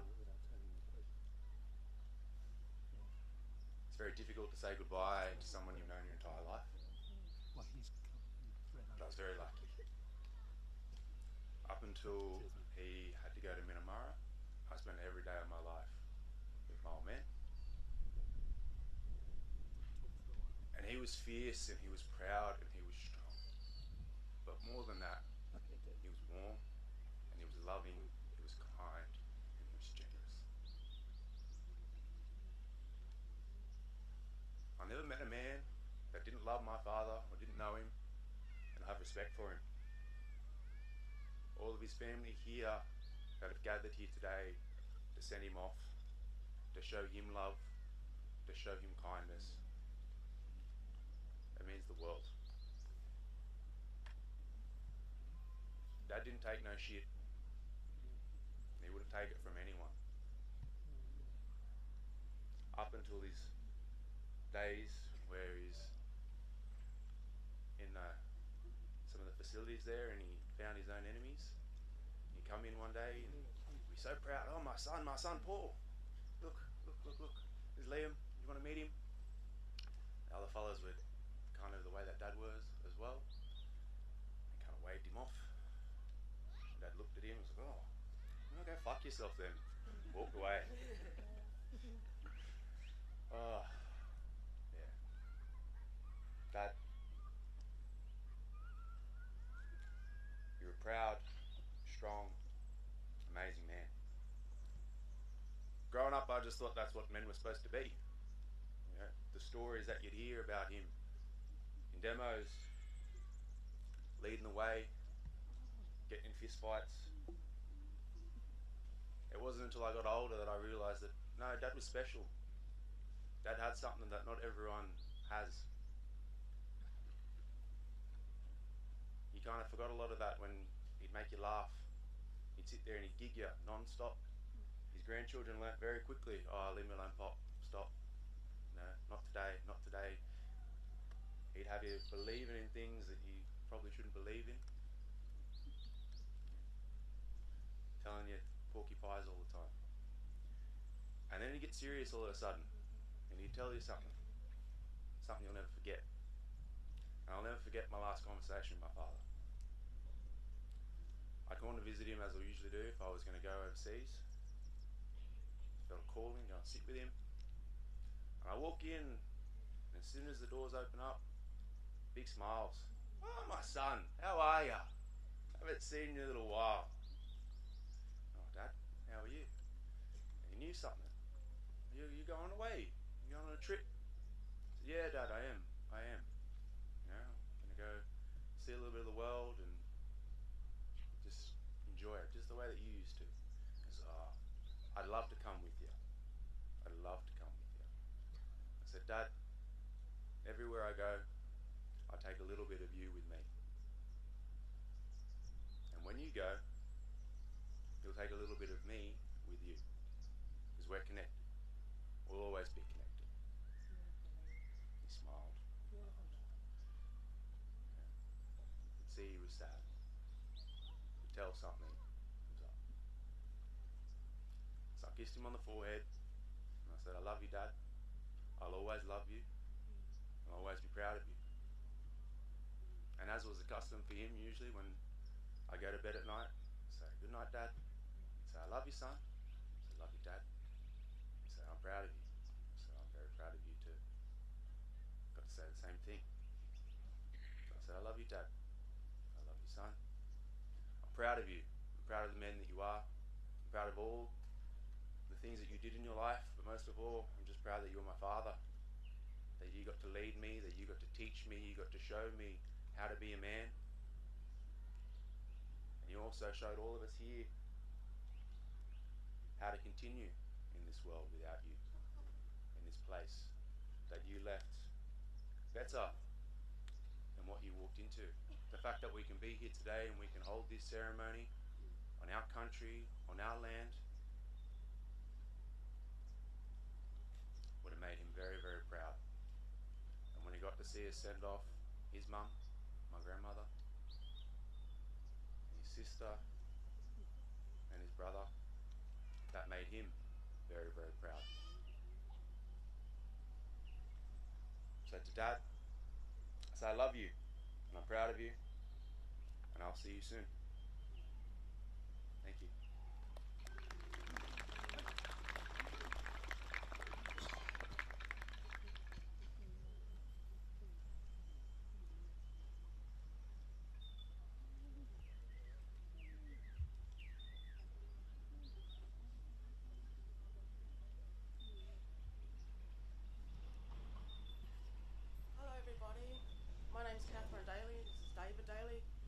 Children of Mary Coe.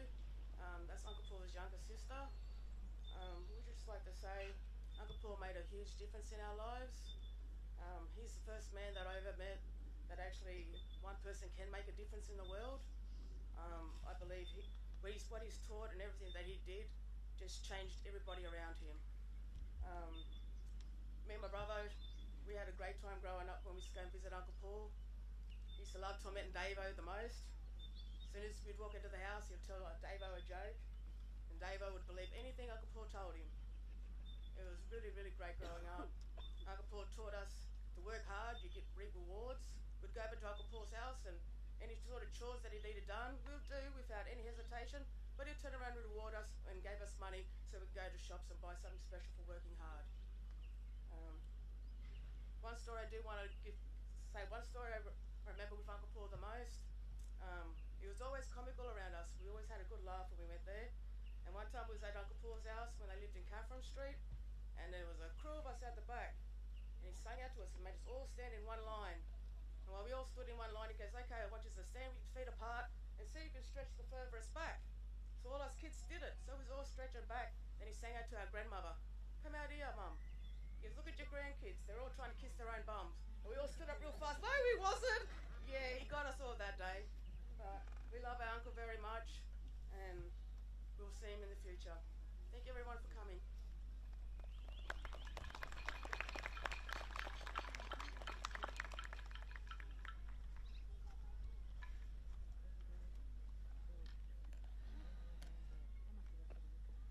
As you heard today, many spoke about the activist, the barrister, the visionary and the black radical, Paul Coe. They recalled High Court battles, marches and speeches that shook Parliament. But today, like my brothers and my cousins, I want to speak about my dad. I want you to know the man who will pull us out of bed at 3 a.m, even in winter, in Nin's backyard across that fence. His eyes would light up with excitement just to watch us shooting stars, most of which we couldn't see. The man who on scorching hot Cowra summer days would take us to the river. He'd dig out a hollow at the edge and drop in a whole watermelon. He let that sit until it was cold and we were finished swimming. We'd watch him swim against the current, always making it look so effortless. He'd always keep an eye on us and he'd sing out, go on, have a dive, swim across. Just steer clear of those snags. We'd watch him and his siblings in that water. They were graceful and they were beautiful.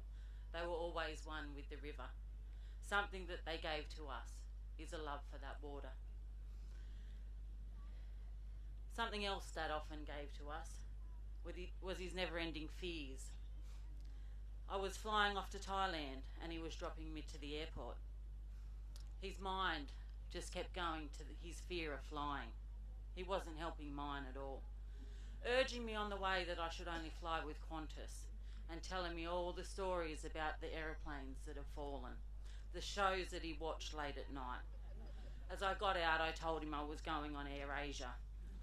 I left and spent a week petrified I might not come home. We loved our dad dearly, but he also put a lot of fear in us in many ways than he realised. Sometimes Liam wouldn't make it to his basketball games because Dad wouldn't like to drive in the tunnels, so he'd turn around before he got there. Liam would be in the back wondering when he was getting to his game. The game never came. We'd all laugh on the way home. Liam not so much. Oh well, we'd go home and we'd just go and get a feed and that was it. But that was Dad. He had his funny little ways and we, as kids we just didn't know any different. Dad's way of loving us was fierce. He wanted us safe, and sometimes even too safe, like I said, sharing with us his nervous energy at times. Our dad would literally give you the shirt off his back, and anyone that walked in that door, like Brother Les said, it was always open. It literally was. He didn't lock it. You could stumble in any hour of the night and it'd be open. You'd head out one night, and my sisters can attest to it, and you'd think you look real deadly, and Dad'd say, hang on, wait there, and he'd get up off the couch. Over to his cupboard he'd go, and he'd get you out a drover's coat. And you'd say, no, Dad, it's right, I'm right, I'm not wearing it. He'd say, no, and he wouldn't take no for an answer. And he'd hand you this long man's jacket to put on over your deadly outfit, and out we'd go. We'd giggle as we leave, but that was our Dad. He didn't want us cold. He didn't care that we didn't think we looked so deadly in it. And then there were the stories he shared with us of his old people, of droving with his parents and his grandparents and all the family across this beautiful Wiradjuri country we call home. Those were the loves that grounded him to this place and to us and to each of you. Our car rides with him became a teaching moment. He'd share with us his country. We'd stop and we'd get mango wheat bars and all the treats he could find.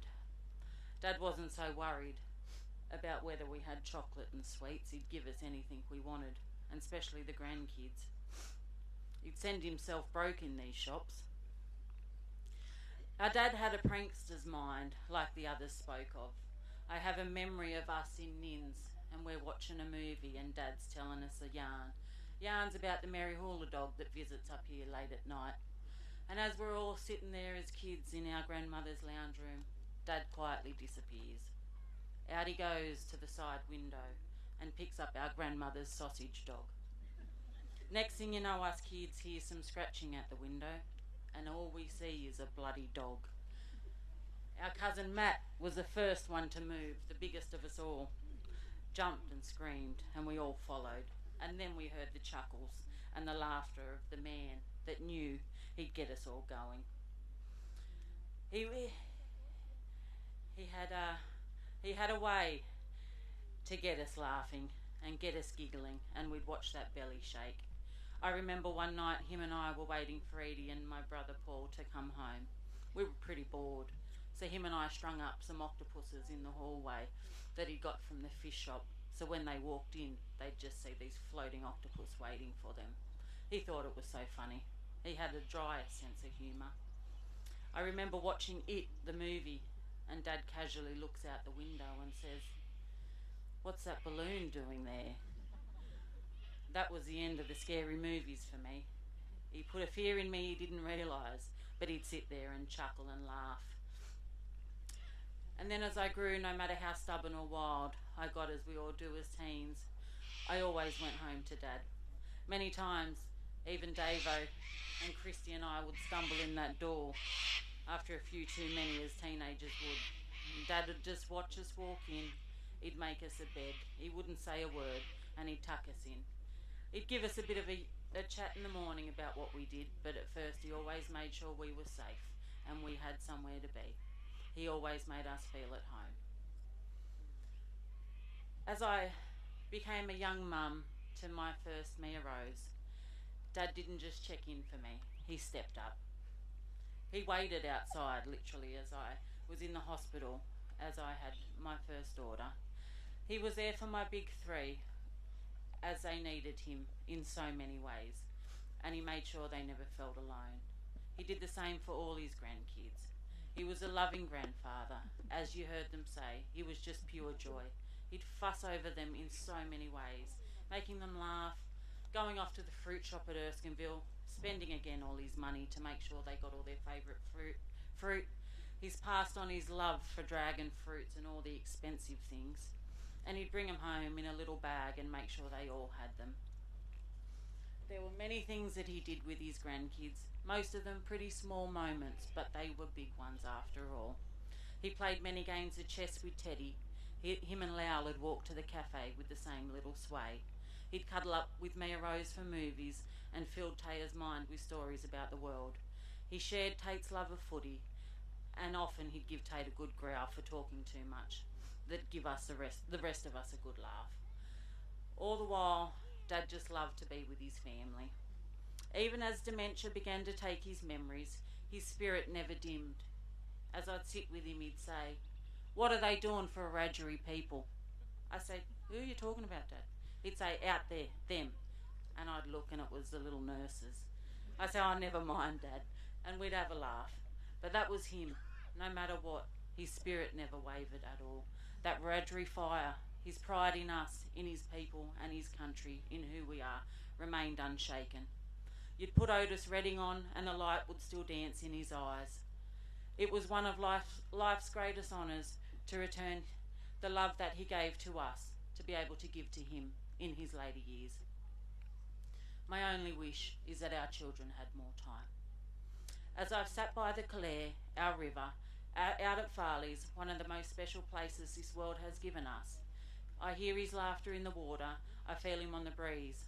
I taste that cool watermelon, remembering every road trip, every lesson and every quiet moment we shared. You move mountains, Dad. You change the course of history. But for me, your greatest legacy was being my dad, our dad, believing in all of us, loving us all fiercely, patiently and endlessly. There will never be another you. We carry your name, your pride, your fire, and most of all, the love you gave. Thank you, Dad, for a love that never wavered, for the warmth that kept us steady, and for every journey we walked side by side. And thank you most of all for being the grandfather who shaped these children's spirits. Your greatest gift to me is the love you gave these kids. Rest in power, Dad. We will carry you always. Love your family.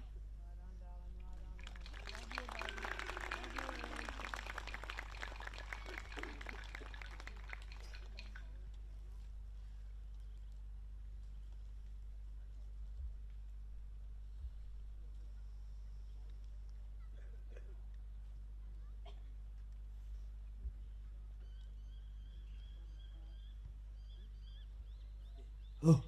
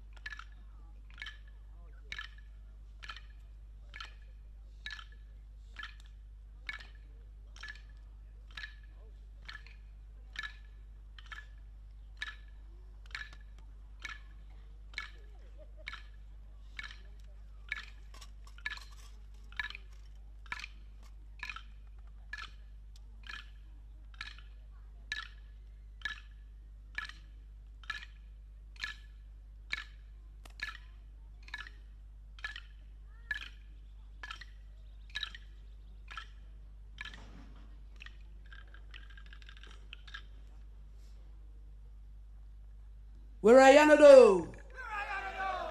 Wainga. Goayo. Wirayanado. Wainga. Goayo. Ay. Wainga ngana nginyao goayo ngana nginyoge ngayobinya. Wainga ngana nginyao goayo ngana nginyoge ngayobinya. Bainga ngana nginyao goayo ngana nginyoge ngayobinya. Bainga ngana nginyao goayo ngana nginyoge ngayobinya. Her yo yay yini mara go goayo yay.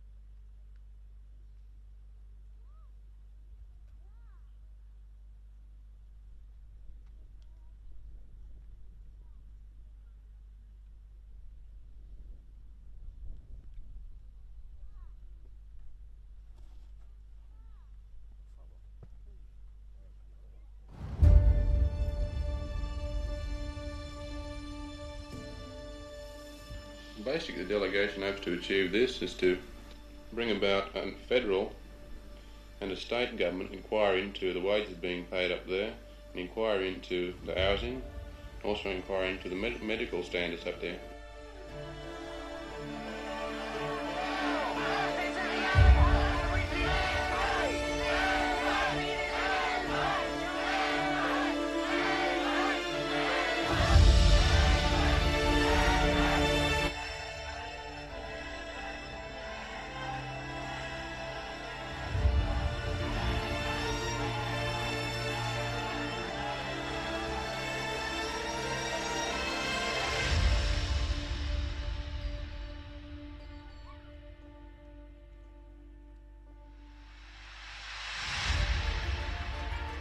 Well, the simple fact that the question of ownership of the land has never been resolved in the highest court of this land. And what we're contending is that the ownership of the land is still vested in the Aboriginal people of Australia, the Aboriginal nation.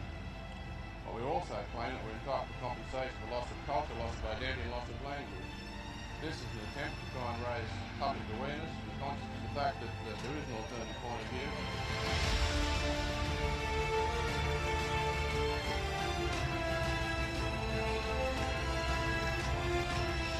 We were given undertakings that we'd be able to claim for Crown land and claim for privately owned land. The Green Paper stops Aboriginal community groups and land councils from making any claims for privately owned land and greatly restricts and curtails the amount of Crown land that we can claim for.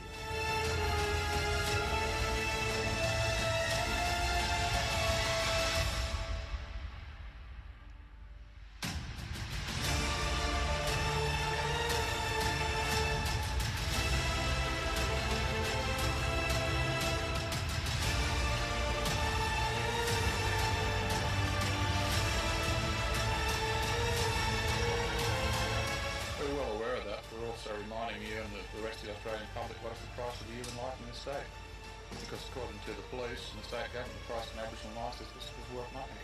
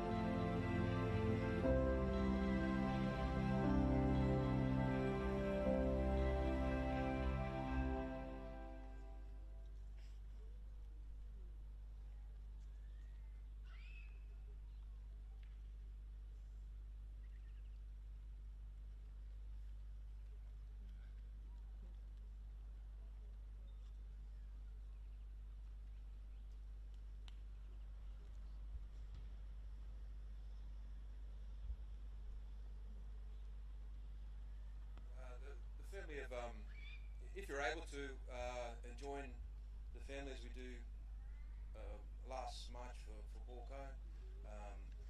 We'll be meeting just out on the road on the side, but yeah.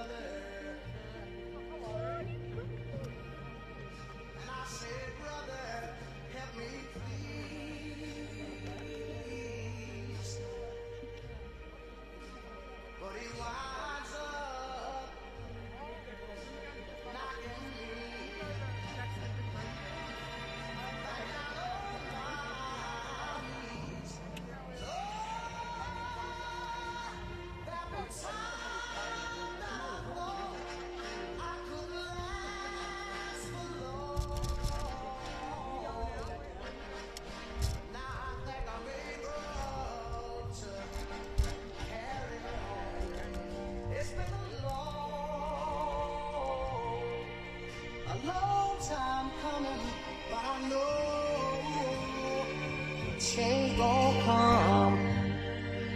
Oh, yes it will.